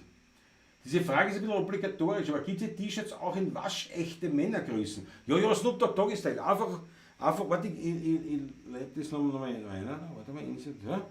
Einfach dort hingehen und ich persönlich, ich trage tatsächlich X-Large von diesen Leibern. Und X-Large passt mir, obwohl mir eigentlich immer normalerweise alles in XX-Large passt hat. Also X-Large war mir oft zu klein, zu eng, gut, zwar ein bisschen angenommen, aber trotzdem, also nur, dass du ungefähr eine Idee hast. Nein, das gibt es in waschechten Männergrößen, auf jeden Fall. Auf jeden Fall. Wolfgang Kreuzger, jetzt habe ich es auch geschafft. Guten Abend in der Runde. Servus Wolferl, das gefällt mir. Was haben wir da noch? Für die rote Heide bist du schon der Größte. Christoph Acker ist nicht die rote Heide, sondern die rote Mieze. Mein Motorrad hört auf den Namen Rote Mieze. Und jetzt habe ich gekriegt neue Bremshebel und Kupplungshebel, weil einer ist mir abgebrochen. Und jetzt habe ich in Rot natürlich. Zum Tank passend. Deswegen, mein Motorrad ist die rote Mieze. Ich muss das glaube ich, jetzt irgendwann einmal offiziell machen. Sozusagen dass es einmal klar ist, dass mein Motorrad einen Namen hat. Ja. Wie schaut es aus am Mittwoch? Gerald Spürk, ich bin dabei. Bachfurt. Motorradtraining in der Driving Camp in Bachfurt. Ich bin dabei. Gerald Spürk, das taugt mir voll und der Ding ist auch dabei, der Franz Brandwein. Franz Brandwein, ja, den gibt es wirklich, falls wer nicht weiß, den gibt es wirklich. Der ist auch dabei. Also am Mittwoch sehen wir einander. Gerald Spörk, aber ich sag dir was, mit dem Büdel, mit dem Profilbild, was du da hast, musst du zu mir kommen und sagen, ich bin der Gerald Spörk. Weil ich finde die wahrscheinlich nicht außer. Ein Scherzerl am Rahmen. Ui, gleich schenken. Was haben wir da? Habe ich übrigens vor kurzem Hubert Neumüller getroffen. Bin mit ihm einig geworden. Muss ich nur noch sagen, wie die Klampfe aussehen soll. Danke für deine Unterstützung, Wolfgang. Wolfgang, du wirst die größte Freude haben. Shoutout, ihr merkt es, wie ich in dieser Social Media Welt und daheim bin. Shoutout an Hubert Neumüller. Der ist nämlich nicht in der Social Media Welt daheim, aber der Hubert Neumüller ist der Gitarrenbauer sowohl dieser Gitarre als auch dieser Gitarre und glaubt's mir's, ich habe mir noch von keiner Gitarre bauen lassen und von dem gleich zwei und ich hätte eine dritte, vierte auch noch, wenn ich das Geld hätte. Aber der Wolfgang Kreuzger lässt seine bauen vom Hubert Neumüller. Der Hubert ist, ich schätze einmal, bald 10 Jahre jünger wie ich und ist ein fulminant grandioser Instrumentenbauer und ohne solche Leute gab es die ganze Musik dann sowieso schon gar nicht mehr. Und das taugt mir voll, dass sich der Wolfgang Kurz gar nicht ausgesucht hat und deswegen haut mir eine. Bitte, ich bitte euch herzlich, so eine rote Orgie, einen roten Achteln, eine rote Orgie, Alter, eine Orgie an roten Achteln, ihr wisst, was gemeint ist, für den Hubert Neumüller, der nicht zuschaut, wahrscheinlich, oder vielleicht schaut er nicht zuschaut, aber er schreibt nicht, aber für den Hubert Neumüller, der großartigste Gitarrenbaumeister, der Kontragitarrenbaumeister, muss ich dazu sagen, aber er baut ja Sechser traumhaft gut. Und für den Wolfgang Kreuzger, dass er sich eine bauen lässt. Haut eine bitte rote Achtel. Ich danke euch vielmals. Und Wolfgang, du wirst eine so eine Freude haben. Eine gute Entscheidung. Was sagt der Christopher da? Sind im Schnitt echt viele Paparazzi heute dabei? Leiwand. Ja, das wird. Biesenberg, ja, mache ich. Rudi Korbes mache ich. Ohne YouTube könnten wir nicht zusammen sein. Stimmt, Fritzl-Status. Darum sage ich auch, YouTube macht es möglich. Der Hoff, wie habt ihr euch eigentlich kennengelernt, Patrick und du? Naja, wir sind die Ottergringer Landjugend quasi. Also wir sind beide in Ottergring aufgewachsen und ich habe maturiert am Schumacherplatz und der Patrick war in der Unterstufe am Schumacherplatz. Also wir haben uns auf jeden Fall gekannt. Also wir haben gewusst, wir haben wir haben voneinander gewusst, dass es uns gibt. Das war's. Dann habe ich seinen Bruder, dann habe ich Gitarrenunterricht, also einen Schnagel. Da hilfe ich mir sofort mit Nussschnaps. Entschuldigt, da hilfe ich mir mit Schnaps, aber das ist ein Notfall.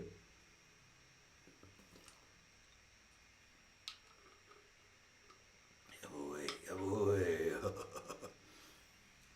Und da ist ein Bruder einen Gitarrenunterricht gegeben und dadurch bin ich mit ihm wieder zusammengekommen.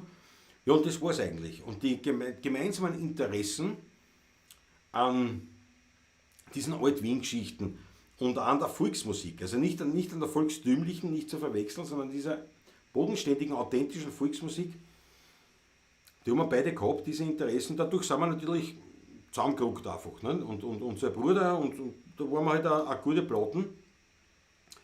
Und so ist es passiert. Und dann haben wir gesagt, dann spielen wir mal miteinander, ist ein Hetz. Und so ist es halt passiert. Also, ich hoffe, das war informativ. Was ich gesagt habe, ich glaube schon. Ich glaube schon. Ferenge Pastor Patrick, der ist der Geschäftsmann von euch beiden. Ja, das stimmt. Ja, Geschäftsmann. Er ist der die Sachen ausmacht. Geschäftsmann sind wir beide nicht. Das meiste macht immer noch seine Ex-Frau. Ich bin ein Drecke, Daniela Schlegel. Jawohl. Links, glaube ich. Snoop Dogg Doggy Style, was heißt das? 1,84 und 115 Kilo? Naja, aber bei 1,84 ist jetzt 115 Kilo nicht so schlimm. Ich meine, ich bin 1,68 und ich war mein Lebtag über 100 Kilo. Seit kurzem nicht mehr. Mein Neffe hat gehabt, den habe ich geholfen beim Umbauen. Habe ich geholfen. Und gestehnt und geschaufelt und schier, eine Arbeit. Und da bin ich aufs Klo gegangen und da steht ein Waage. Und da habe ich gedacht, Alter, da stößt du jetzt drauf. Da habe ich draufgestellt und war bei 99 Kilo. Da habe ich gedacht, wann war ich das letzte Mal? Habe ich überlegt, ich glaube unter 100 Kilo habe ich das letzte Mal mit 14 gehabt. Also, ja. Die rote Heide war in Patschinau. Ah ja, die rote Heide meinst du? Ja, stimmt. Die rote Bertha Straßenlandsmobil. Bertha ist auch leibend. Um 9 Uhr geht's los, oder? Ja, Gerhard Spörk, ich hau mich um 8 Uhr aufs Motorrad und fahre die Flughafen-Autobahn runter. Dann wäre ich um 9 im Bachfurt sein und dann haben wir einen Tag voller Motorrad. Das ist ein Wahnsinn, freiwillig ist nicht drauf. Christoph Radau, meine XSR 900 heißt Lynette.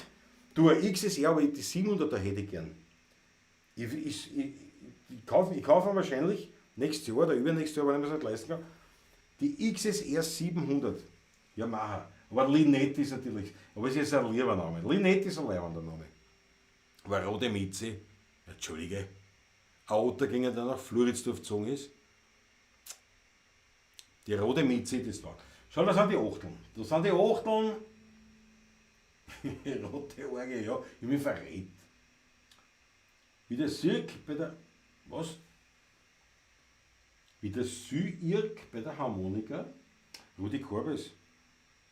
Der Spirk, der Spirk. Du hast die verschrieben, oder war der Spirk bei der Harmonika, ja, stimmt. Orgel in Rot. Ja, da bin ich, alle verrät ich mir und alle verarschen es mir. Steht das Keyboard schon? Brennraum-Song. Naja, das Keyboard, aber im Brennraum-Song kann ich nicht.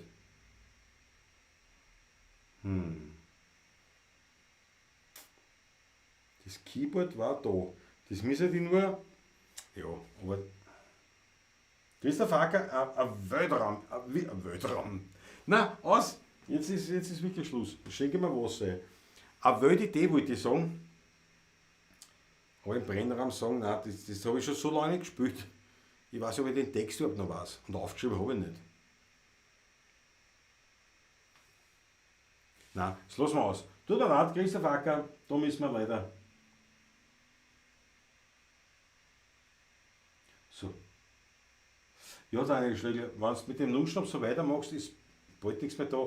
Nur, jetzt muss ich dazu sagen, du bist gut. Dann hättest du mir halt ein größeres Flaschel geben. Ich meine, Das ist da, was soll ich denn machen? Ich muss ja das trinken. Was soll ich denn tun? Ich schaue mir es ja nicht an. So schön ist es nicht. Gut ist. Aber Daniel Schlegel, du musst wirklich schauen, dass der 21er Nussschnaps, du brauchst mehr Menge. Du musst auf Masse gehen. Du musst auf Masse gehen. Eindeutig. Die Waage hat gelogen? Nein, Peter Raffizi, das sicher nicht. Nein, ich habe das dann irgendwann mal kontrolliert. Aber ich bin ja kein Wagenfreund, weil das ja Blödsinn ist. Nicht? Wie ich angefangen, das ist 3-4 Jahre her, habe ich angefangen, so wirklich mich so ein bisschen, weißt, jetzt schreckt sich nicht, wenn ich das sage, sportlich betätigen und so ein bisschen annehmen und so weiter. Und ich habe gesagt, das ist ein Schwachsinn auf eine Waage stellen, weil wenn du jetzt ein bisschen trainierst, nimmst du ja Muskelmasse so viel zu und baust Fett an und das hat mit Gewicht, das Gewicht sagt gar nichts aus. Und dann gibt es diese Fettwagen, wo es den Fettanteil misst, ich sage, Alter, drauf geschissen, Entschuldigung, wenn ich das jetzt so gesagt habe. Man nimmt seine Hosen her, ich meine, schau, ich habe jetzt da, meine Hosen sind alle 2 Nummern kleiner als früher und sind mir jetzt schon ein bisschen zu groß. Das ist für mich eine Wertigkeit, mit der kann ich umgehen. Mit Gewicht, das Gewicht sagt gar nichts. Schlicht und einfach. Daher war ich nie ein Freund von Wagen. Weil es wirklich ein Blödsinn, das sagt gar nichts aus. Mit 95 Kilo habe ich mich am wohlsten gefühlt. Nicht so dünn, nicht so blatt, aber das ist schon wieder 20 Jahre her. Mega, dann ich habe mich wohl gefühlt, da war ich 12. In 2 Jahren, was kaufen wir zusammen? Die Husky Norden. Christopher da, fang an zu sparen. Ja, jetzt kommt es aus. Das hätte mir gefallen. Aber ja, wenn ich jetzt anfange zum Sparen, ist das Problem, dass alle anderen Projekte, das sind ungefähr 700 Projekte, aber die Norden, die wird sicher leibern. Christopher da, das war was. Ja. Roland Sperg ist dahin. Für dich gut, Papa. Jetzt spiele ich dann gleich wieder was. Für dich gut, Natascha Busel, für dich gut. Auf bald. Das ist der Facker. Daniel Schlegel hast recht gehabt, Klaus weiß den Text nicht mehr.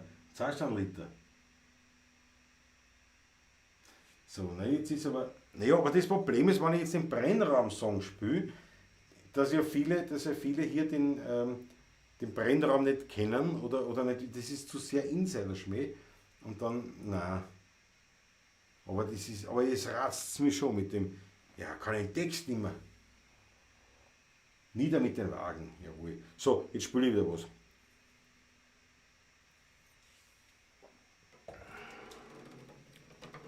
Ich glaube, Rudi Korbis hat das schon angeschrieben. Mit Biesenberg, ne?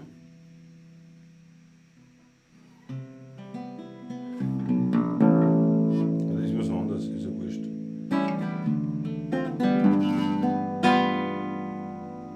Ich hab einen Weingarten am Biesenberg. Ich bin dort gern, weil mich kein Mensch dort steht. Ich schau den Rehen dort beim Wachsen zu. Ja, ich hab dort meine Heilge Ruhe. In meinem Weingarten am Biesenberg braut sich die Welt noch recht und nicht verkehrt. Man kann die Vögel dort noch singen hören und am Himmel da siehst die höchsten Sterne. Und nach einem Regen sich die Wolken erst verzogen, dann sehe ich über Wien einen großen Regenbogen.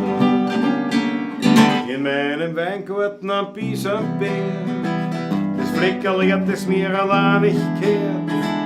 Dort wächst, ich sag's ganz nebenbei, das allerbeste Trepfelwein.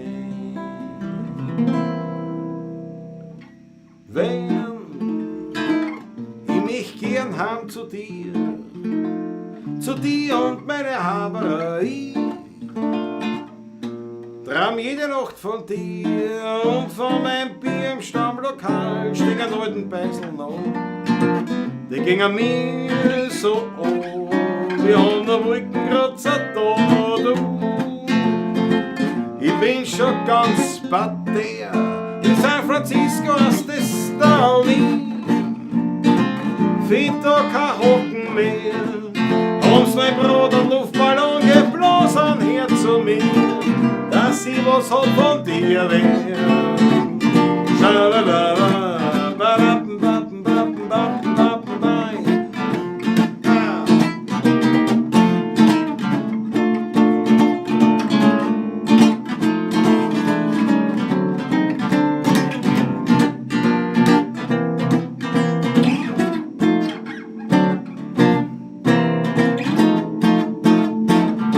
Kan kein Solo, Alter.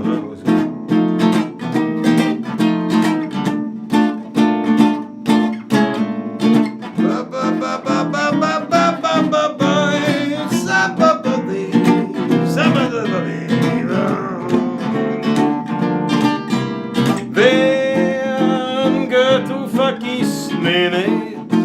Ich hab dich geringt und dich verlassen, du. Da war ich jung und blöd, da haben die Steine auf der Gasse mit Bussel Solio. Geht ich nur heim von da, schau mir da du, die Bussel Solio. Geht ich nur heim von da,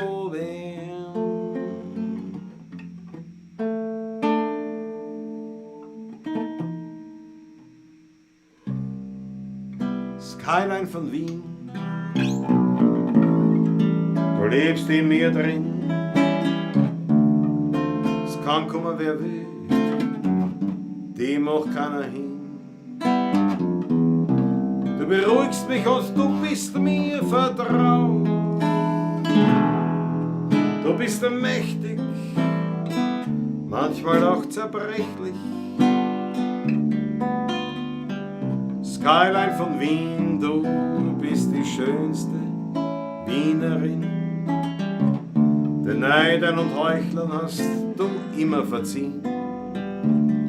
Bin ich einmal fort, brauch ich kein Souvenir. Skyline von Wien, du lebst tief in mir.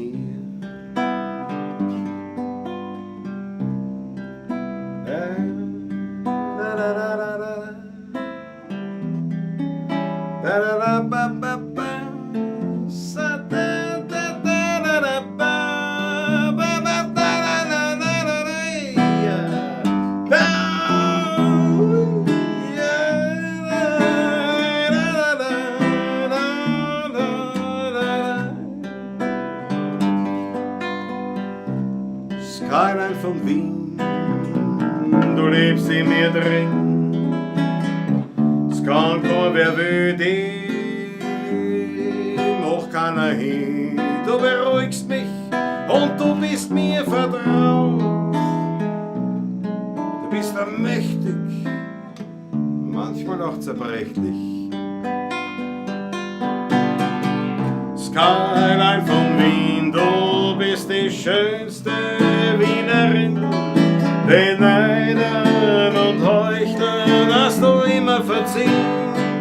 Bin ich einmal fort, brauch ich kein Souvenir. Skyline von Wien, du lebst tief in mir. Na, na, na, na.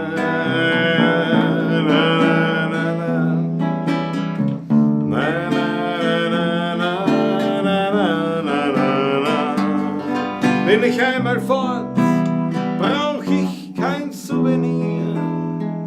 Skyline von Wien, du lebst tief in mir. Viele Lieder von Wien und vom Wein singen Menschen, ob groß oder klein, ob in London, Paris und Hawaii. Jeder denkt sich im Stillen dabei, dass der Wiener immer bei Fassel schwingt und den ganzen Tag gegen nur stinkt. Und dass oft Nacht in sein Bett nur schläft bei einem Schramme-Quartett. Ja, das hat er erzählt, ihr Bläse nur gelacht und hab ihm drauf aufmerksam gemacht. Ja, was war's denn die Welt?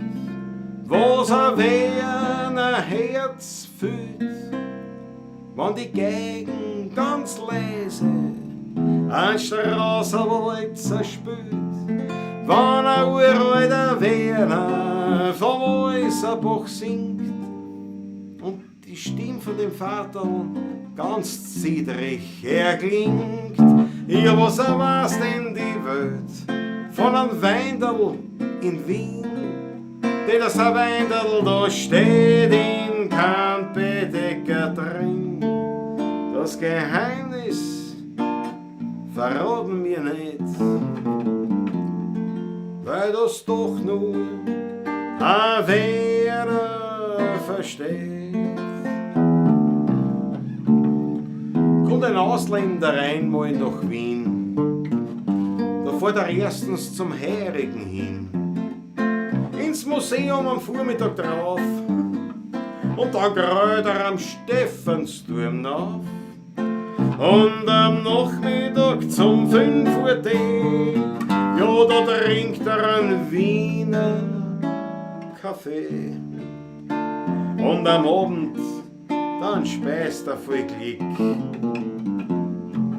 a Gulasch bei Wiener Musik. Ja, das hat wer erzählt und ich hab leise nur gelacht und hab ihm darauf aufmerksam gemacht. Ja, was war's denn die Welt, was wer ein Herz füllt, wenn die Geigen ganz leise an Straßenwald zerspült, wenn ein uralter Werner vom Walserbach singt und die Stimme von dem Vaterl ganz ziedrig erklingt. Hey, ja, was war's denn die Welt von einem Weindl in Wien?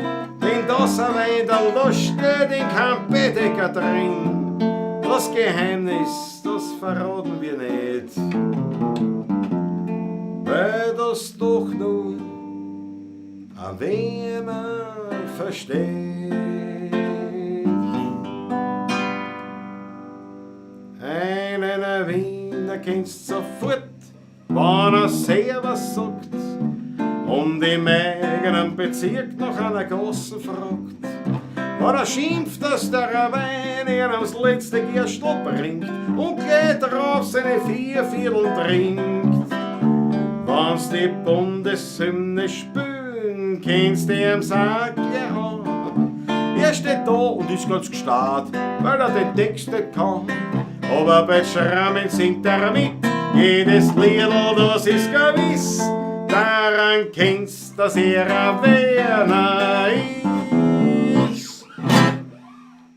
Na, habe die Ehre. Jawohl! Jawohl! Ein Mörderpotpourri. Und ich habe jetzt nur gesehen, die Hoffen, wie sagt der Christoph Acker, ist ganz schön goschert. Gott sei Dank, endlich einer, der sieht, Herr Inspektor, helfen Sie mir. Der Acker, der kehrt weg. Der kehrt ja, arretiert geht er. Arretiert. Ganz großartig. Ich danke vielmals, schau, haufenweise die Rotnochteln. Was haben wir da alles? Ja. Christoph Acker. Kann man auf einer Kontergitarre auch die Titelmusik vom dritten Mann spielen? Wäre mal was Neues. Einen Texthänger gibt es auch keine. Ich glaube, bald gibt es die gelbe Karten. Ja, ich muss schauen, wie man einen Chat-Teilnehmer sperren kann. Blockieren.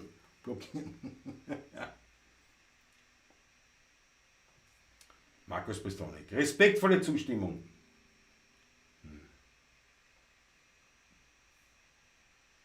Schau, die Susanne Faber.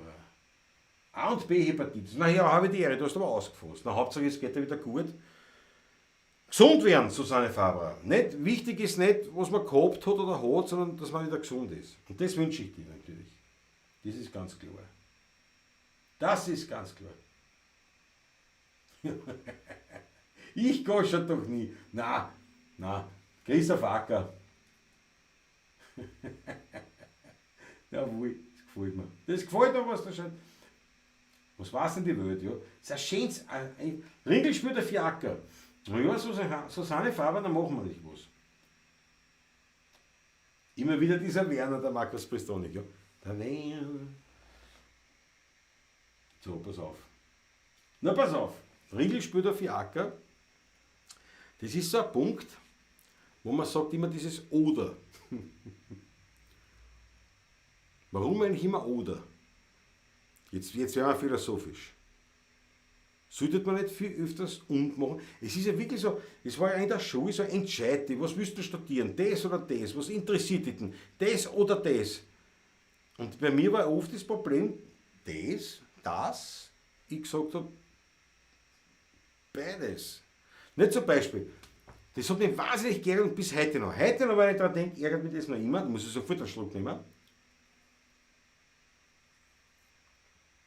Man musste sich in der Oberstufe, aber nicht gleich in der 5., aber in der Oberstufe, also mit 15, 16, 17 Jahren hast du entscheiden müssen, will ich in der Schule das Fach Musik oder das Fach bildnerische Erziehung. Entweder oder. Du hast ja beides nehmen können. Und da haben wir echt gedacht, ich hab's keine Ahnung. Also egal wer da sitzt, die Staatsschulräte oder Unterrichtsminister oder wie auch immer, ich habe mir echt gedacht, ihr seid alle Volltrotteln. Weil, das ist ja, was ist denn das für eine Entscheidung? Entweder Musik oder bildnerische Erziehung. Heißt es, ein Musiker kann nicht malen, ein Maler kann nicht musizieren. Karl Hodener war berühmter Maler. Eigentlich sein Hauptfach war die Malerei und doch bekannter ist er für seine Musik. Und. Arik Brauer, ein großer Vertreter des Wiener fantastischen Realismus und ein großer Liedermacher. Warum muss man sich entscheiden? Das ist, wenn man damals sagt, es ist unglaublich. Und da waren so da sind so die Wurzeln gewachsen, oder wie soll ich sagen, der erste Samen gesät worden bei mir, wo man dachte, warum immer ein Oder gefordert wird.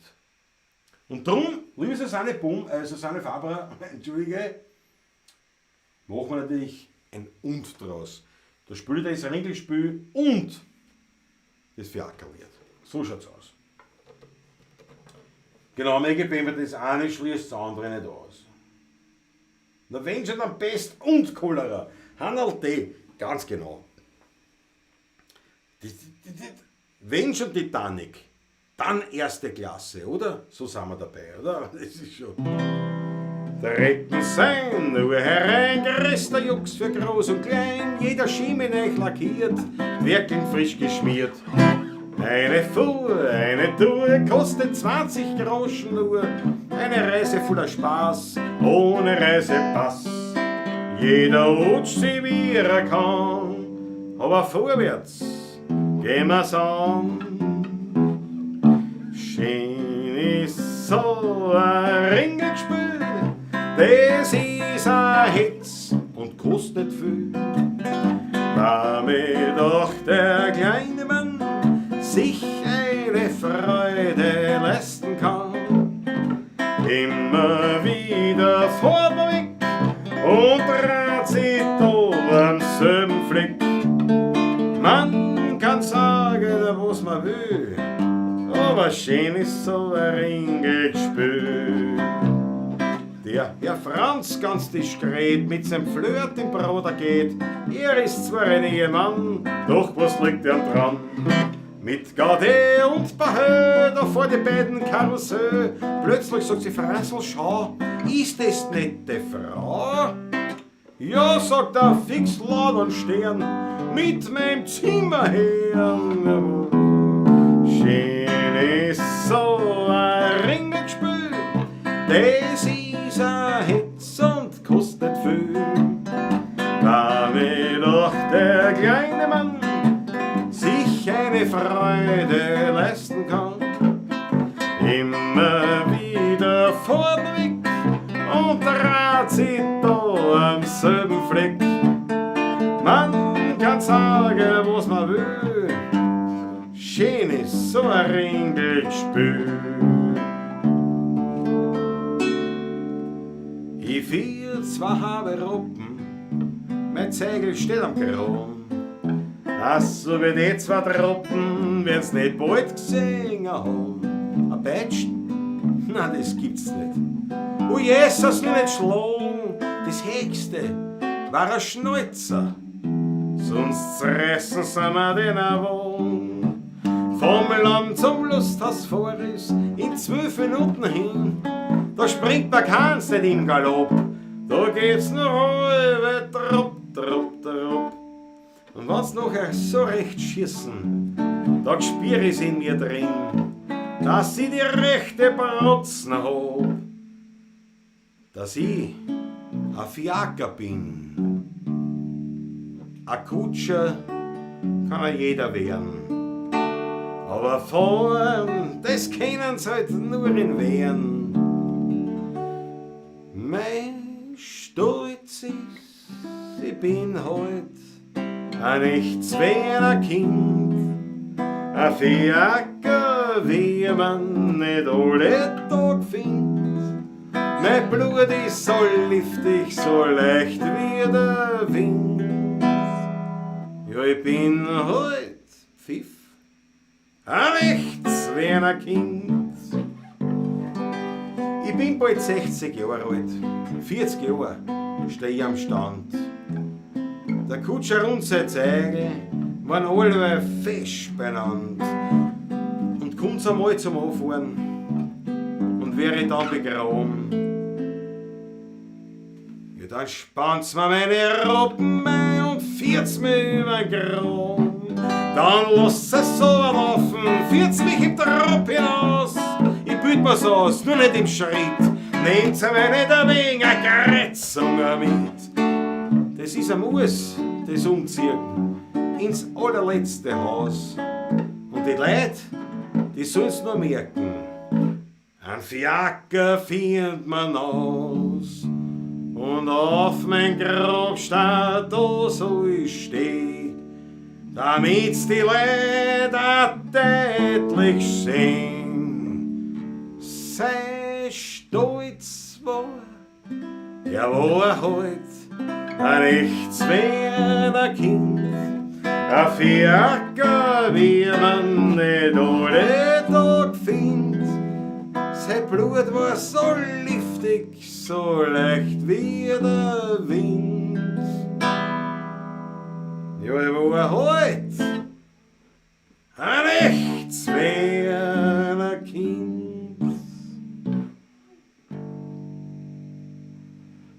Ich hab auch mal gelacht und für Dummheiten gemacht. Ich hab aufgehauen und draht und um nix war mir leid. Der Mann und jetzt auf Franz, die hab gesungen und tanzt. Ganz in echt hab ich gewalzt und mein Peitschen hat geschnalzt. Ein Fiaker Natur mit einem gesunden Hammer. Wenn ich denk, wie das war, hätt ich's längst alles gar.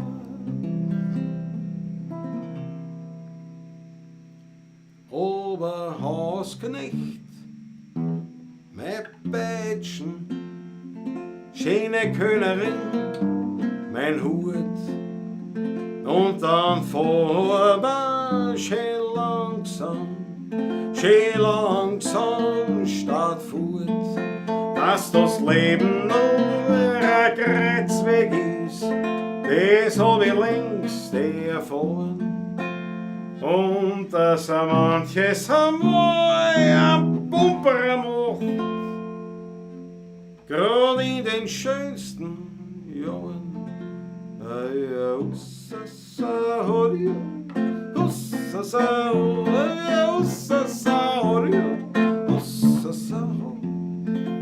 Frisch lackiert war mein Wagen, mein Geschäft hat was dran, jetzt am Grund hat mich Kind. Und der Gulden ist gering, immer modisch als Gewand, und er sonst gesund benannt, wie ein Flinsel in den Uhren. Freundel, das war erfahren. Zuerst die nobliche Fuhr, dann die nodige Tour, wenn ich denk, wie das war, aber heute ist längst alles gar. Aber hast du nicht mein Peitschen, schöne Könnerin, mein Hut. Und dann fahren wir schön langsam statt fort, dass das Leben nur ein Kreuzweg ist, das hab ich längst erfahren. Und dass manches einmal ein Pumper macht, grad in den schönsten Jahren.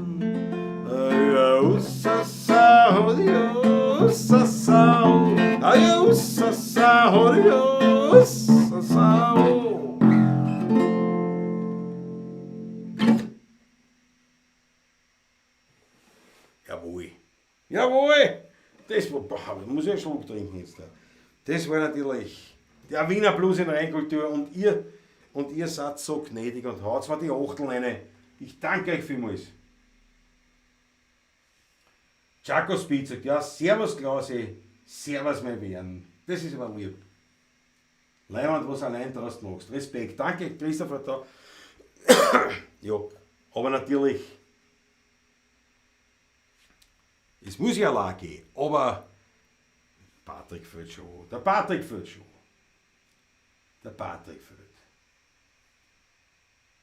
Was schaut aber so an? Wie bumm, da habt ihr so viel eingestellt.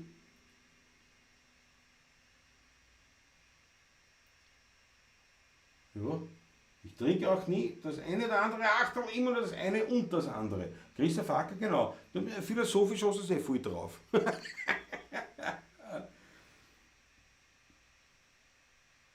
Danke fürs 4 Ackerlied, der Christoph Acker. Ja, Wahnsinn. Rudi Korbis, bravo Klausi, sagt er. Zweimal gleich. Dankeschön.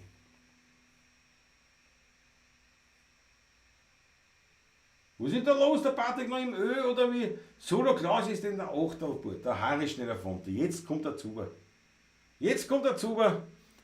Du bist nicht zu spät, du bist halt gerade rechtzeitig hinter. Susanne Faber, danke lieber Klaus, ja. Alles Gute, Susanne, gell? Der Läusl, Jesus nahe. Straßen 1 Mobil. Straßen 1, der Läusl, ja. Marion Herzl. Wunderschön. Also, ich kann mir da allen in euren liebevollen Kommentaren, ich danke vielmals. Ja. Die Flaschen schon leer, muss ich gleich schauen. Das war ein guter Hinweis, Michael Unger.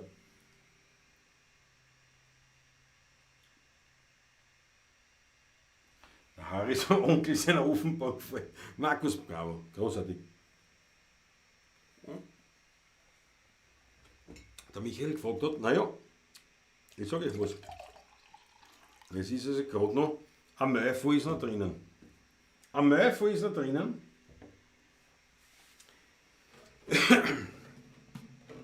Der Lois, Leute.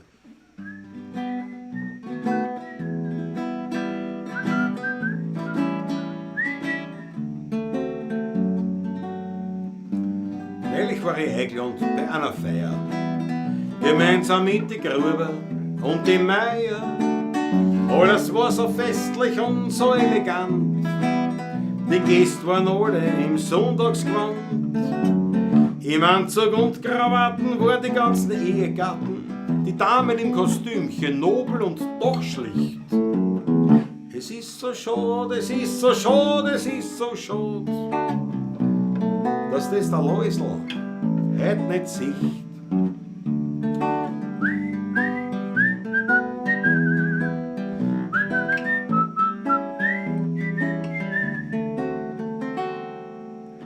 Am Anfang war die Stimmung noch ein bisschen flau, aber dann ist das Essen gekommen.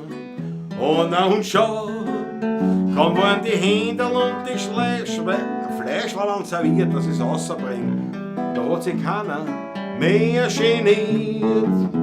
Alles hat sich gestürzt auf Schnitzel und den Erdäpfelsalat. Nicht, dass der Läusl nicht dabei war, ist wirklich schade. Es ist so schade, ein lascher Wind im guten Erdäpfelsalat.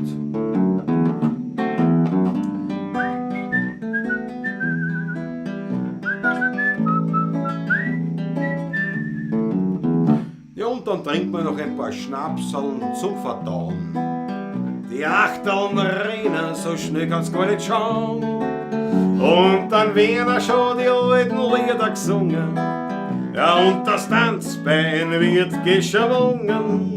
Die Meier tanzt Lampada und der Gruber ist kein Vater. Hat sich zu ihr dazu, der Tisch spricht zusammen, ein Gstudelbauer.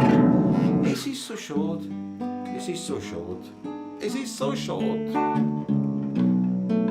Da fällt der Läusl noch dazu.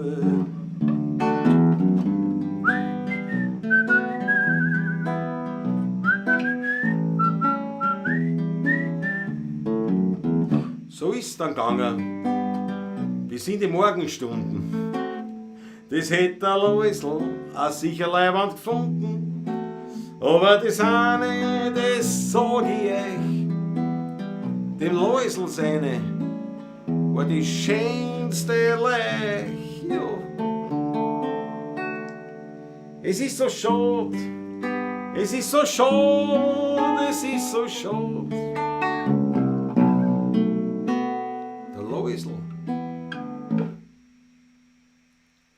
Ist tot.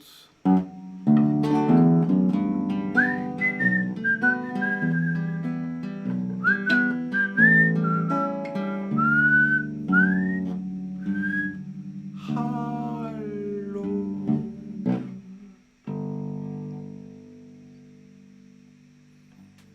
Der Läusl! Ui, ich muss... Moment! Ich muss den Finger heben, Rutger-Style.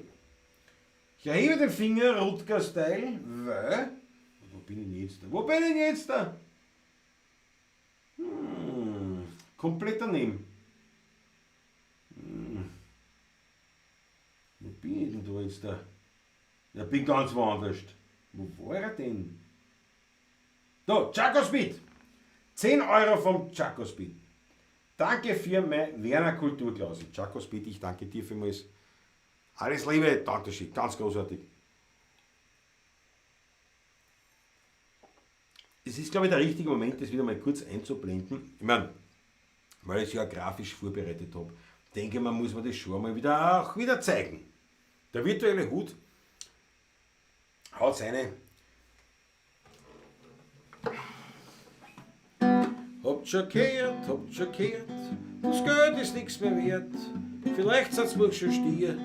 Für der König gebt es lieber mir. Habt schon gehört, das Geld ist nichts mehr wert.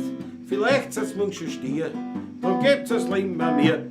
Wenn ich ein Geld hab, bin ich Kaiser. Da reise ich Bahamas, wenn sein muss heißer. Aber wenn ich stier bin und nicht verdraht, dann sagt die Madern alle, du bist heute aber fad. Wenn ich ein Geld hab, leben die Wirten, die größten Schnauerer und auch die Wirten. Aber wenn ich keins hab, bleib ich daheim, bei meinem Weiberl und Radidan. So, das war jetzt quasi der Werbejingle fürs eine Hand, das was eine hat. Virtuell, weil anders geht's ja leider nicht. Was soll man machen? Auf jeden Fall, Chakospeed, ich danke dir herzlichst. Hast keine Haare, die das Viech aufhalten hätte können? Achso, ja, nein, das ist ja. Patrick wurde gestochen oder gebissen von einem Arschlochinsekt. Ist ja wirklich. Also der Klaus ist gut drauf, wie viele Flaschen ist denn das? Was machst du jetzt im weiteren Schnaps? Jawohl. Das ist der Nussschnaps, sagt der Christopher da, da ist ein Zauberer her. Ich habe mir hinkaufen, auch die Achteln rein, dezent. Rutger-Style mit der oberen Finger wäre super für ein T-Shirt, ja. Rutger-Style. Den wir machen. Rutger-Style.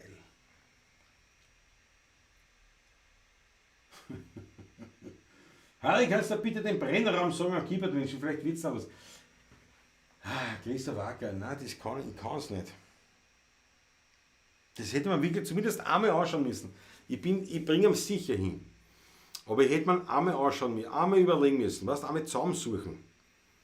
Aber das ist eine gute Idee, das hätte ich eigentlich wirklich von selber auch machen können, bevor ich die Sendung begonnen habe. Aber, dass ich mir das nochmal zusammenschaue, nein, mache ich nicht. Mache ich nicht. Christoph, leider.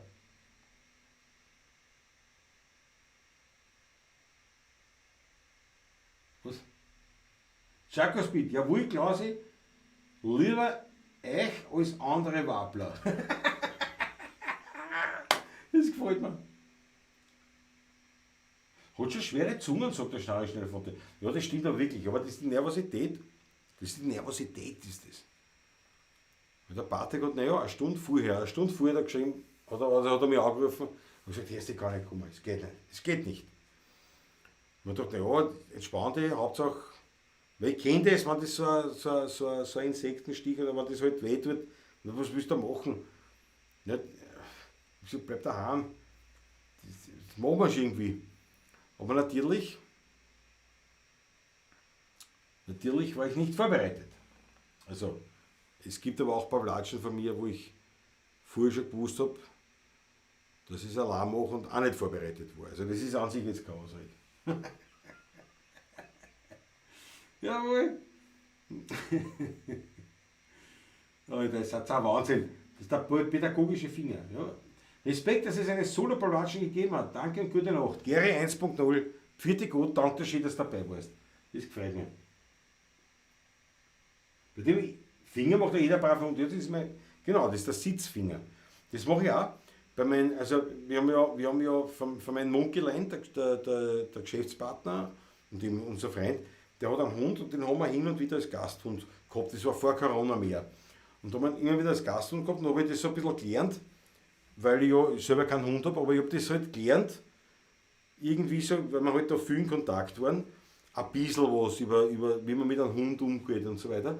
Und da haben wir halt gehabt so diese Kommandi, nicht? Also das war Sitz, das war Platz, weiß ich schon mittlerweile im Marwehof ist es ganz anders, da geht es ganz anders, die hat den Hund anders erzogen, aber das habe ich da gewusst, Sitz, Platz.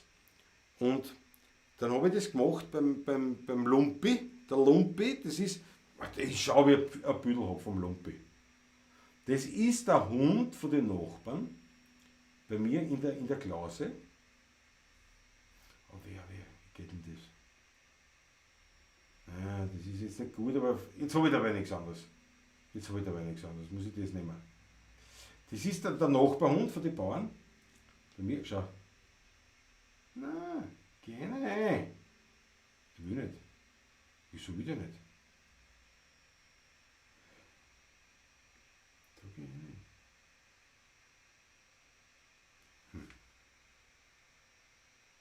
Der Lumpi, wieso will der da nicht rein? Jetzt aber, jetzt kommt er. Ui. Da ist er, der Lumpi.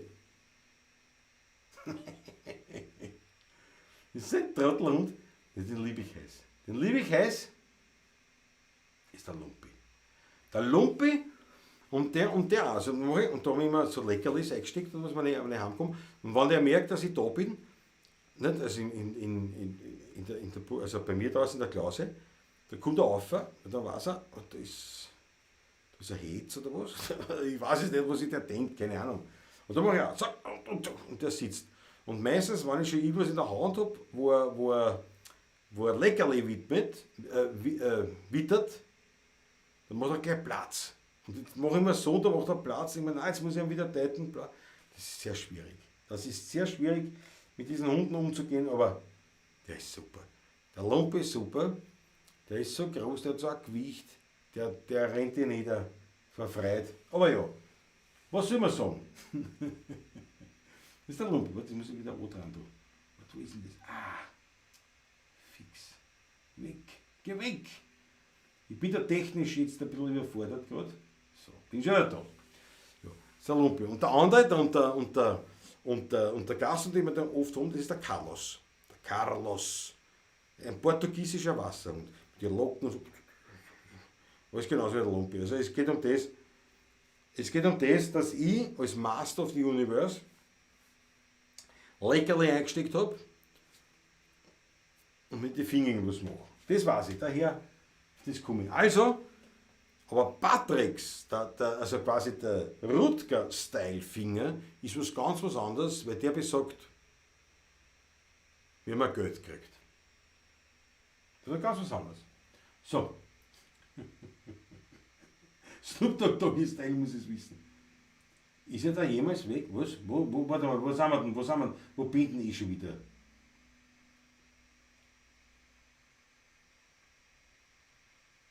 Was? Die Daniela Schnell sagt, Klaus, ich glaube, das letzte Mal warst du nervös im Kindergarten. Ich bin oft nervös. Ich bin wahnsinnig nervös oft. Das glauben die Leute nicht. Die Leute glauben immer, ich bin holler der Roh. Und dabei bin ich total kurzatmig. Macht da jeder Hund Platz bei meinem. Wo bin ich denn schon wieder mit dem Chat? Also, Schaffner los, Hubert Hinkhofer.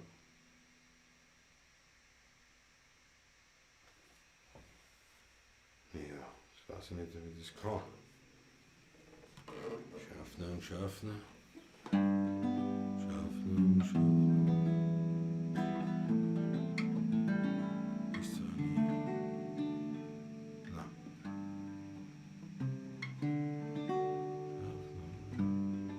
Schaffner und Schaffner.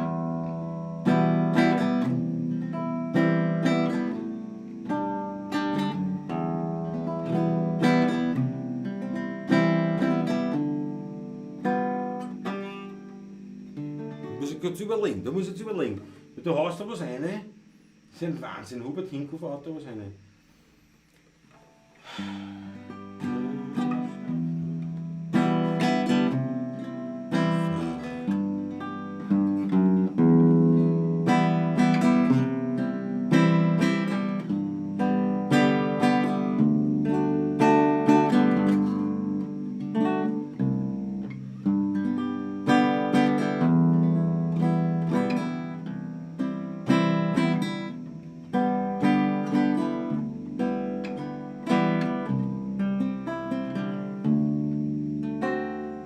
Ich probier's, aber ohne Gewehr. Schaffner und Schaffner ist zweierlei. Man kann nur ein Schaffner oder Herrschaffner sein. Man kann Stationen ausrufen, Vorschenker und sonst nur parieren. Man kann der Knecht sein von die Vorgist oder den Waggon regieren. Schaffner sein, das war einmal was, so wird's nie wieder sein. Heute ist es schaffnerlos.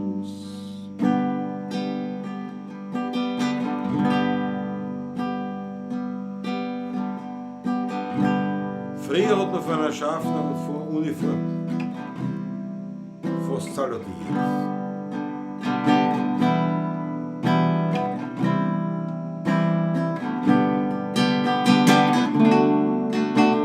Jetzt kommt's. Man hat von einer Schaffner-Uniform fast salutiert. Heute wird man nur verächtlich angeschaut, dass man sich direkt geniert. Schaffner sein, das war einmal was, so wird's nie wieder sein. Heute ist es schaffnerlos.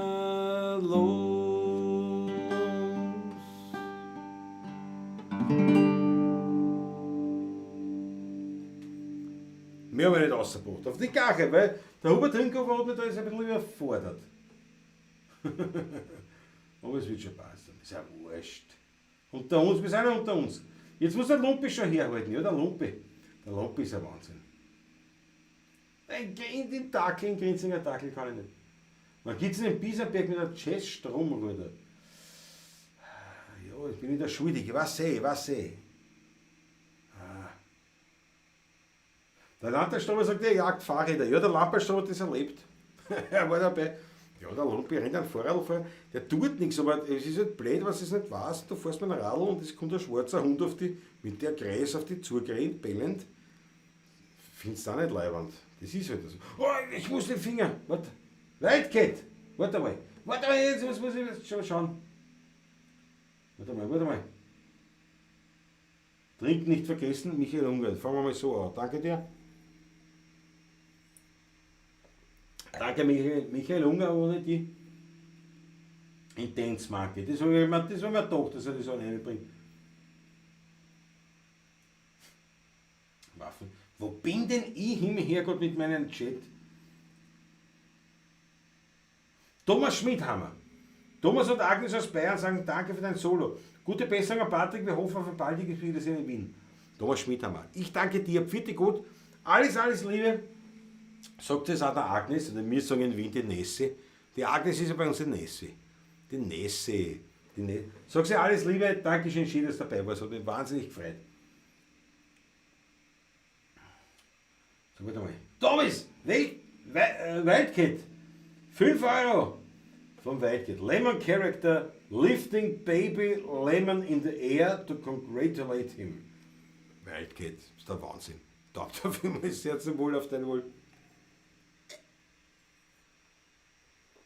Prost Wildcat, danke schön. Schaffner los, ja.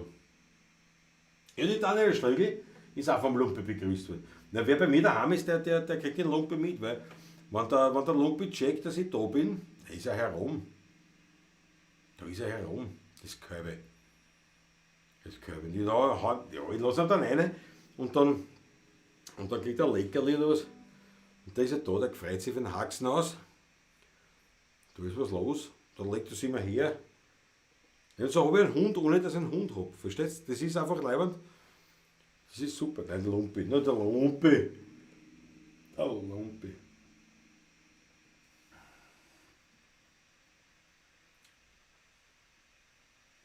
Fürs Drübertragen. Coole Version. Straßenmobil, danke schön. Naja, ich bin müde, aber weißt du, wenn man das, weil zum Beispiel über dieses Brennraum-Lied trauert ich mich jetzt nicht drüber. Das wird nichts. Aber so gewisse Sachen. Die schräge Wiesen. Steine 07. Steine 07, der Patrick bekommt deine Wünsche und ich danke fürs Zuschauen. Christoph Acker sagt, die schräge Wiesen. Na ja, wie spät haben wir es? Erst 42 Stunden, Leute, und jetzt geht er schlafen. Das muss mir ja einer sagen, dass es schon so spät ist. Das ist ja Wahnsinn.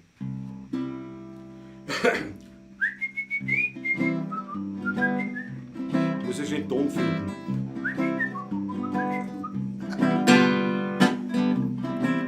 Kennen Sie die Geschichte von Franz nicht? Also,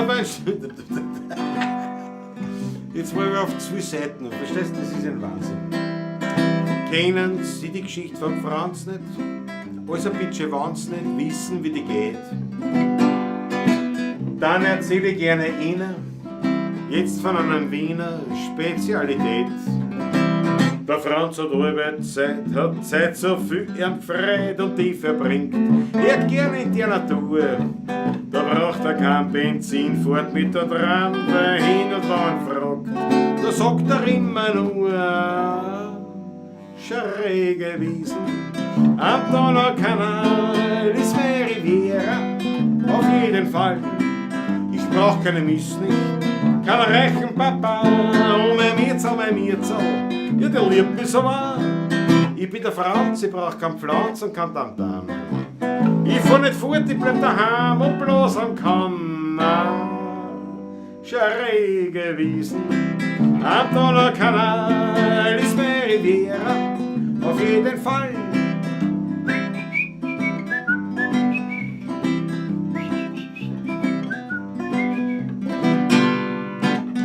Wenn auf der Rossauer Lände dann so gegen Ende Mai der Flieder blüht, dann wollen alle Leute verreisen, fahren mit der Eisenbahn, dann alle mit. Na, da bleib ich stur bei meiner Überfuhr, weil ich für keine Luxusreisen bin. Ich hab noch alles Gepäck, einen alten Lemper, check die Brade auf und Büsel für mich hin. Schräge Wiesen, am Donaukanal ist meine Riviera, auf jeden Fall. Ich brauch keine Misslicht, kein reichen Papa. Mein Mirzo, ja, die liebt mich so wahr. Ich bin der Franz, ich brauch kein Pflanz und kein Tamtam. Ich fahr nicht fort, ich bleib daheim und bloß am Kammer. Schräge Wiesen am Donaukanal ist meine Riviera, auf jeden Fall.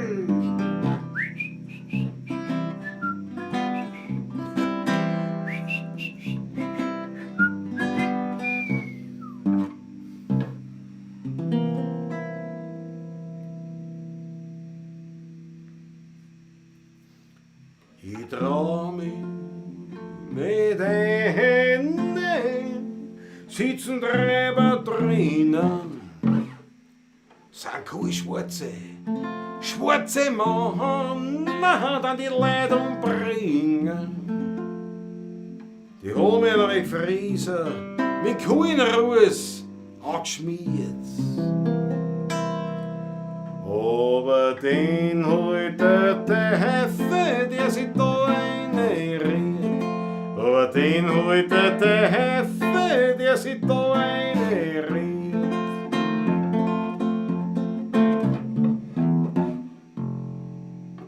Der Wirt muss in Köln, muss einen Männer verholen. Dabei haben's die Rappers Headlader mit Geld gestohlen. Dann bocken's die Stalltieren, die schreit, geht's mir Ruhe! Übertreiber, die rochen und bocken fest zu.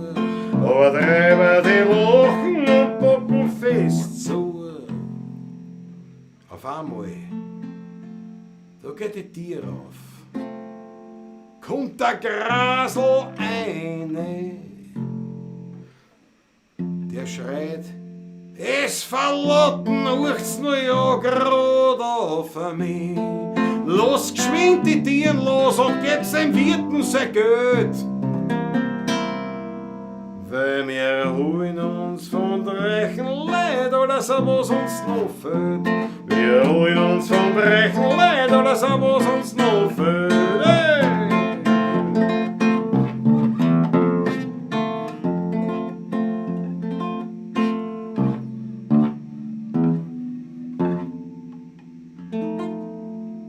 Fisch muss gehen, sonst hat das Leben kein Wert nicht. Fisch muss gehen, der Mensch ist doch kein Pferd nicht.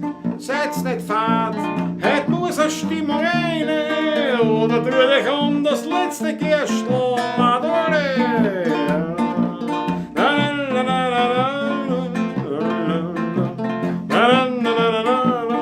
Schenkt euch ein, Prostex auf was wir gern haben. Denn so jung wie hätte kommen immer zusammen. Ein wenig kurz und ein wenig lang und ein wenig rumkugeln auf der Bank und ein wenig eng und ein wenig weit und so ein Tätler, die mir frei.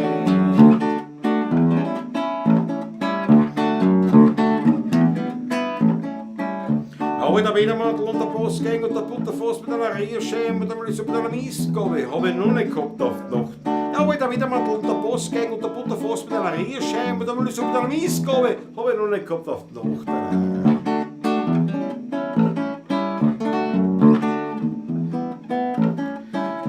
Drei Paar haben schön tanzt, die Schindermädel mit der Franz und der Molasep mit der Picarese, der Quadelbrei mit der Firma Gräs, der Quadelbrei mit der Firma Gräs, der Molasep mit der Picarese, die Schindermädel mit der Franz, die drei Paar haben schön tanzt. Sind nicht immer so, wie soll ich sagen, herausragend. Ne? Inhaltlich meine ich jetzt, inhaltlich. 1, 2, 3, 4, 5, 6, 7, 8, 9, 10, jetzt passt's auf. 10, 9, 8, 7, 6, 5, 4, 3, 2, 1. Verhint aber. Ja, mir hat's gefallen. Ein Floh und ein Fliegen, das ist sehr schwer zum Kriegen. Hätte der Flohflügel von der Fliegen, da war er noch schwerer zum Kriegen.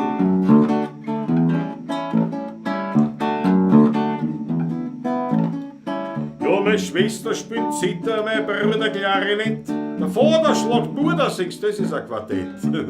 Hausmusik ist das.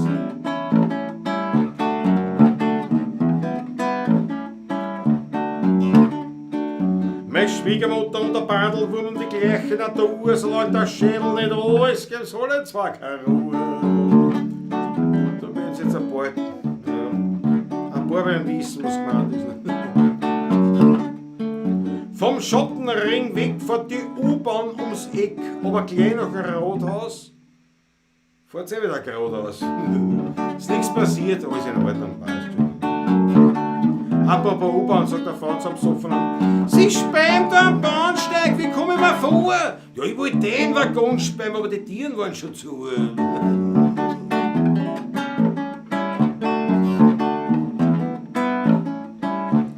Ich lieg in der Fetten in Niedergrätstätten, sozusagen mit einem Hut. Das geht mir nicht gut.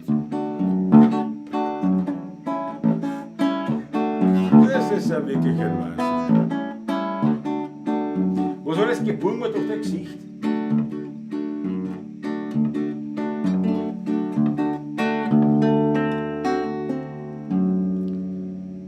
Gebummert durch dein Gesicht, ich möcht heut fesch sein.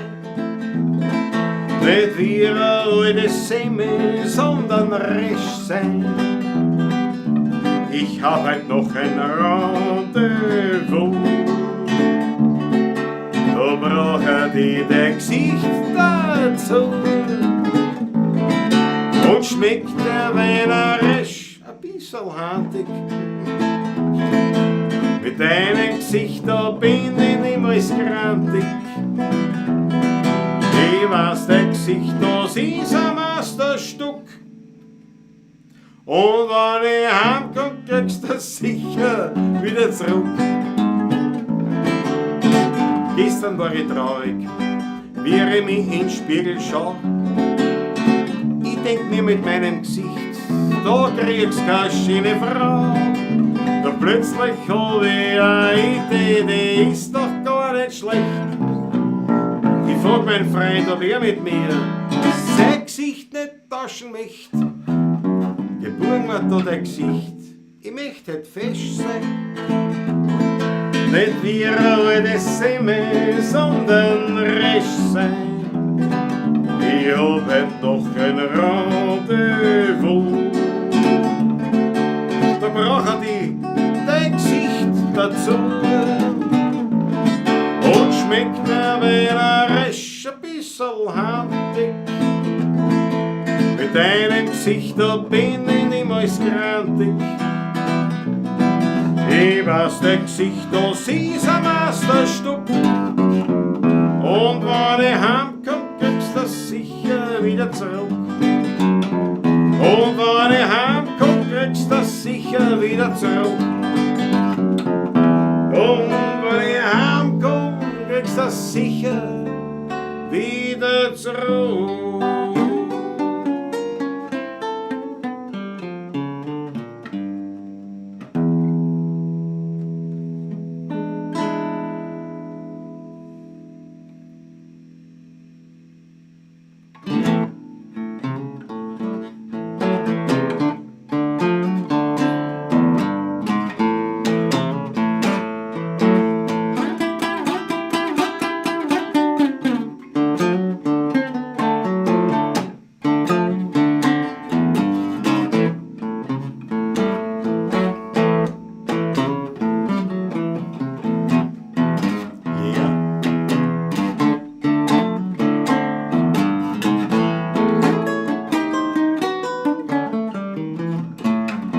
Dass Frauen schwierig sein, weiß man eh.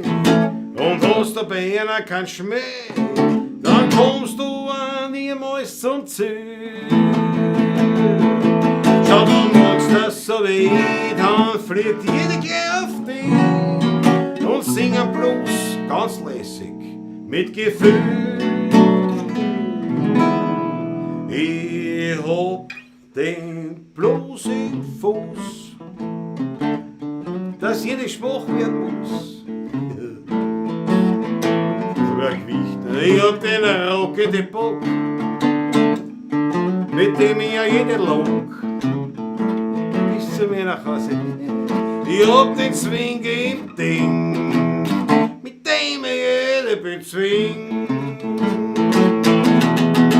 Ich hab den Rack im Knack, mit dem ich jede pack. Ich hab die Melodie im Knie, da wird mir nie eine. Ich hab den Jazz im Press, da wird mir nie eine Best.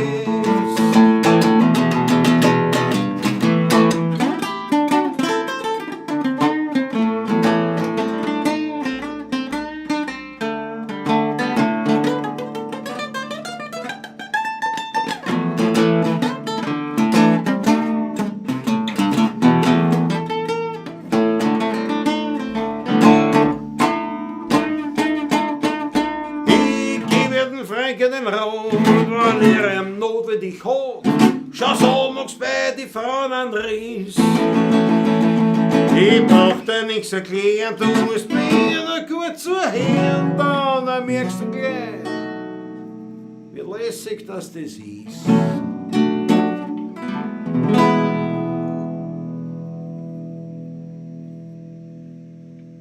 Ich hab den Blues im Fuß, dass jeder schwach werden muss. Yeah. Ich hab den rockenden Bock, mit dem ich ja jede Log, Dampflok, Diesellok, Elektrolok. Ich hab den Swing im Ding, mit dem ich jeder bezwingt. Yeah. Ich hab den Rack im Knack, mit dem ich eine pack. Yeah. Ich hab die Melodie im Knie, da wird mir nie eine, wird mir nie eine. Ich hab den Jazz im Dress, drum wird mir nie eine Best.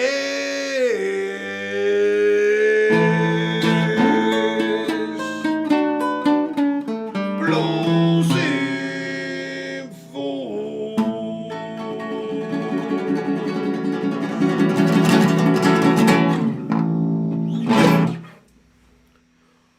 Boah, das hat mich alles aber mitgenommen. Das hat mich mitgenommen. Rudi Koschelo sagt die Gepemperten richtig. Der Rudi Koschelo hat geschrieben. Ja, Wahnsinn. Ich danke euch schön. Ihr seid so gnädig zu mir, das ist unglaublich. Wie kann man sich die ganzen Texte merken? Michael Unger, ich weiß es nicht, weil ich das wüsste, dann mache ich so ein E-Book. Dann könnt ihr das verkaufen, könnt ihr reich werden damit, aber ich weiß es nicht. Einfach, ich weiß nicht. So habe ich vorhin auch schon gedacht, sich die ganzen Texte zu merken, ist sicher nicht leicht.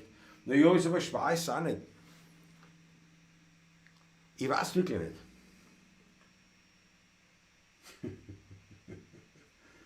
Yes, Baby, mach uns den Blues, sagt das noch. Ja, das war wirklich. Einen spanischen Blues, nein, spanischen machen wir nicht mehr, oder?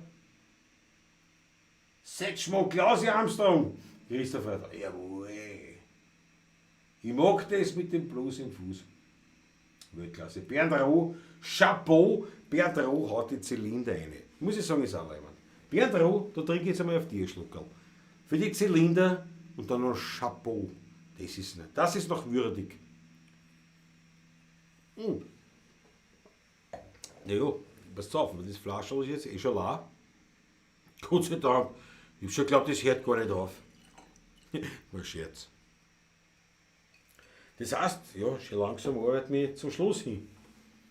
Weltklasse, Jake Glass Blues, Fritzl Startgast, jawohl. Ich glaube, jetzt geht der Nord durch, der Michael Unger, ja. Nein, so schlimm ist es nicht. Und nicht jazzig werden. Ja, der Blues, der ist ja gefälliger als der Jazz. Nicht?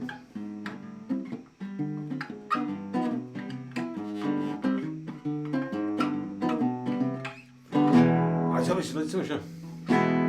Spanisches Lied. Kann kein spanisches Lied, aber natürlich, der Christoph Acker wünscht sich wieder diese Lieder, die ich nicht kann.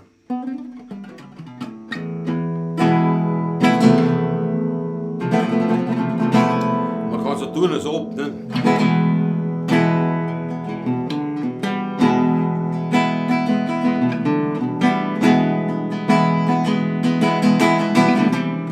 Hey Joe!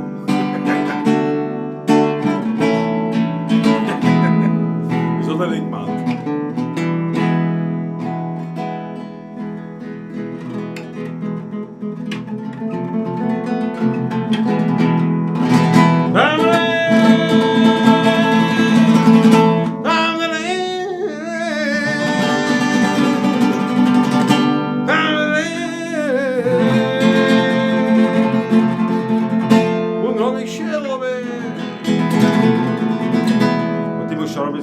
Zuschauer noch verschwinden. Ja, es werden schon weniger.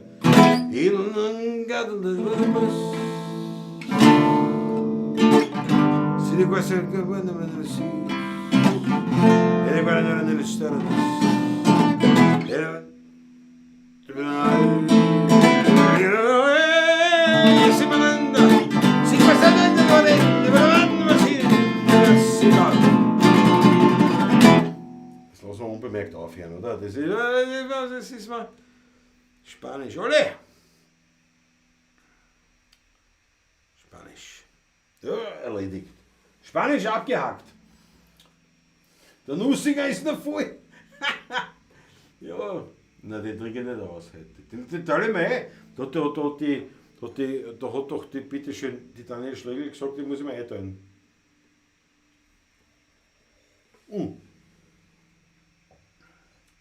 Klaus Hendricks, nein, ist soweit. Ja, aber alle dabei. Bravo Klaus, sagt ihr mir Inkofer. Unglaublich, sagt der Landtagsstobel, es ist wirklich unglaublich, weil dass man so ein Blödsinn macht. Wenn der Patrick da war, weißt du, da hätte man schon längst aufgehört.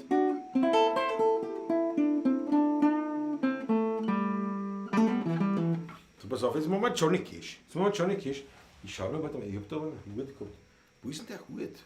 Ich komm gleich. Warte mal, der ist da wo. So, pass auf. Aber ich muss da aufpassen. Ich habe alles umgebaut da auf die Gache, nicht? Auf die One-Man-Show.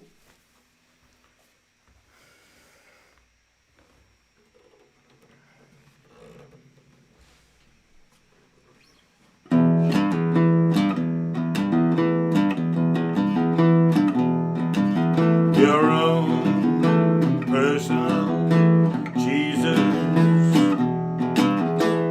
Someone to hear your prayers, someone who cares. Your own personal Jesus. Someone to hear your prayers, someone who cares.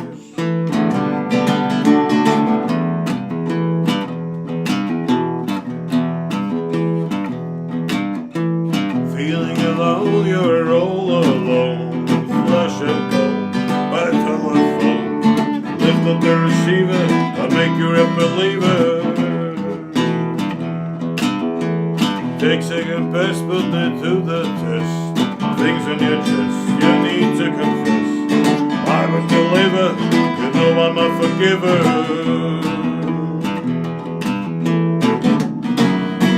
Reach out and touch faith. Reach out and touch faith. Reach out and touch faith.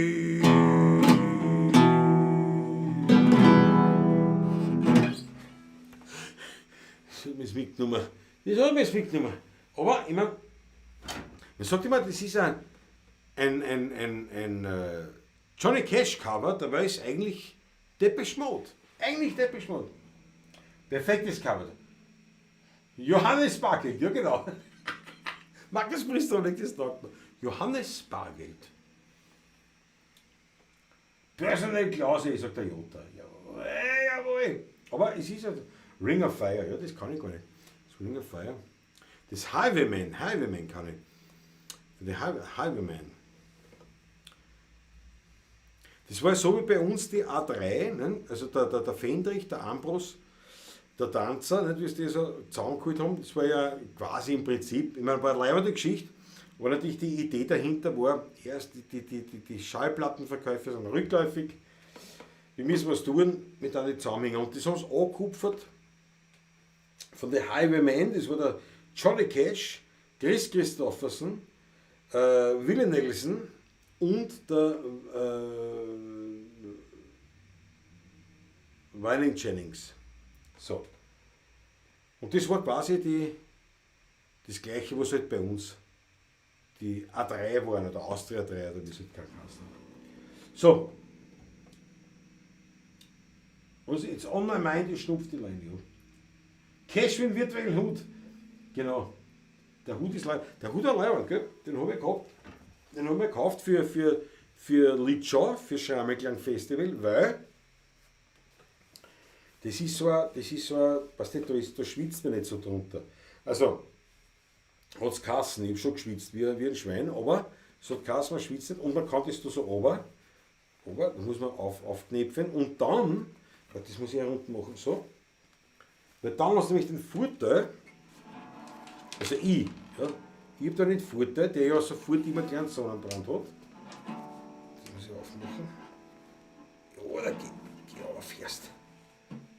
Geh auf! So. Und dann hast du den Vorteil, dass die Urwascheln ins Knack und bei mir, weil ich so ein Klarplater bin, dass ja der Hals so kurz ist. Ne? Jetzt ist da mit dem Hut eigentlich alles da geschützt gegen die Sonne. Der Rest macht dann Hosen, T-Shirt und Co. Ne?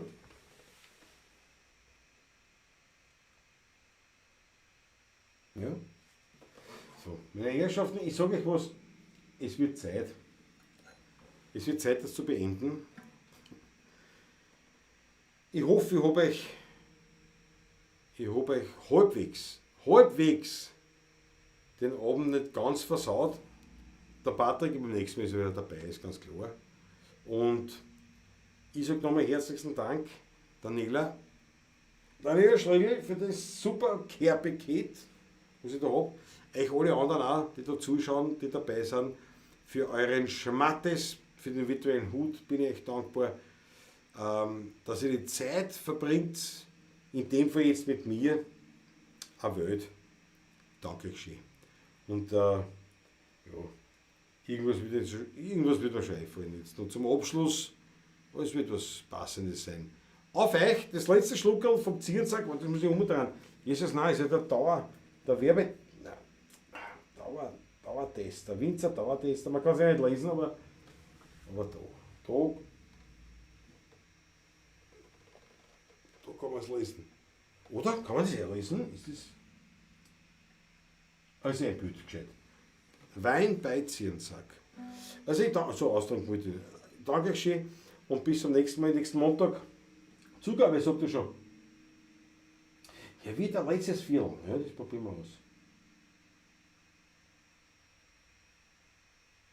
War klasse. Ich danke vielmals. Daniela Schlegel, sagt bitte gerne. Ja, aber das war wirklich eine große Freude, diese Sachen. Matthias Mariache ist erst am 10. dazugekommen. Jesus, nein. Ja, Straßen 1, gute Nacht lang, sowas auf. Das trinke ich aus und dann machen wir, ja, genau, das machen wir gleich. Eigenkomposition, die ich hoffentlich zusammenbringe. Noch nie Solo gespielt, Jesus, nein. Ja, wird der Vorschlag oder beziehungsweise das letzte Viertel.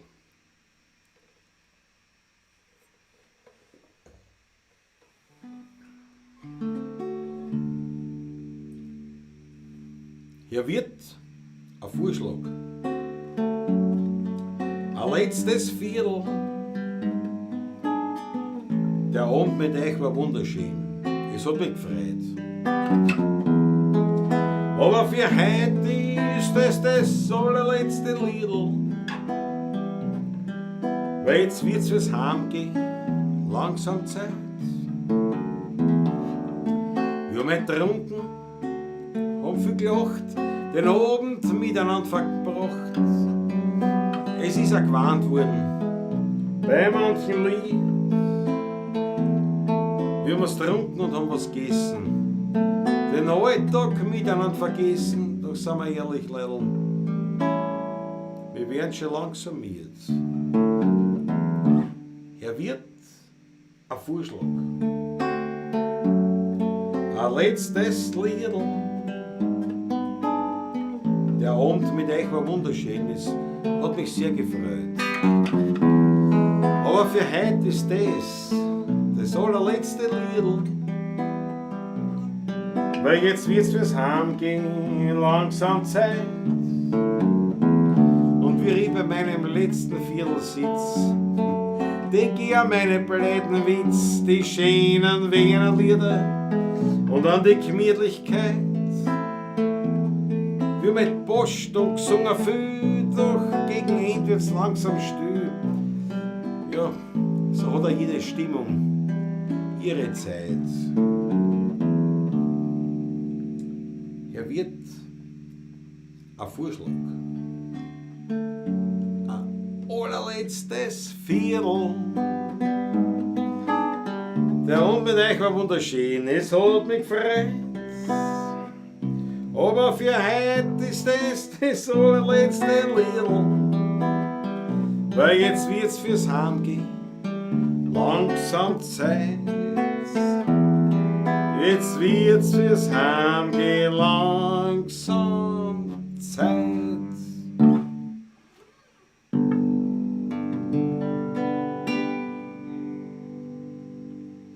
Ich danke euch vielmals. Alles Liebe, ich hoffe, wir sehen uns bald wieder.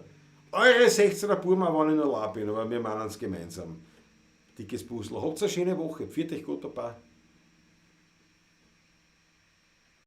Menschen, samen vullen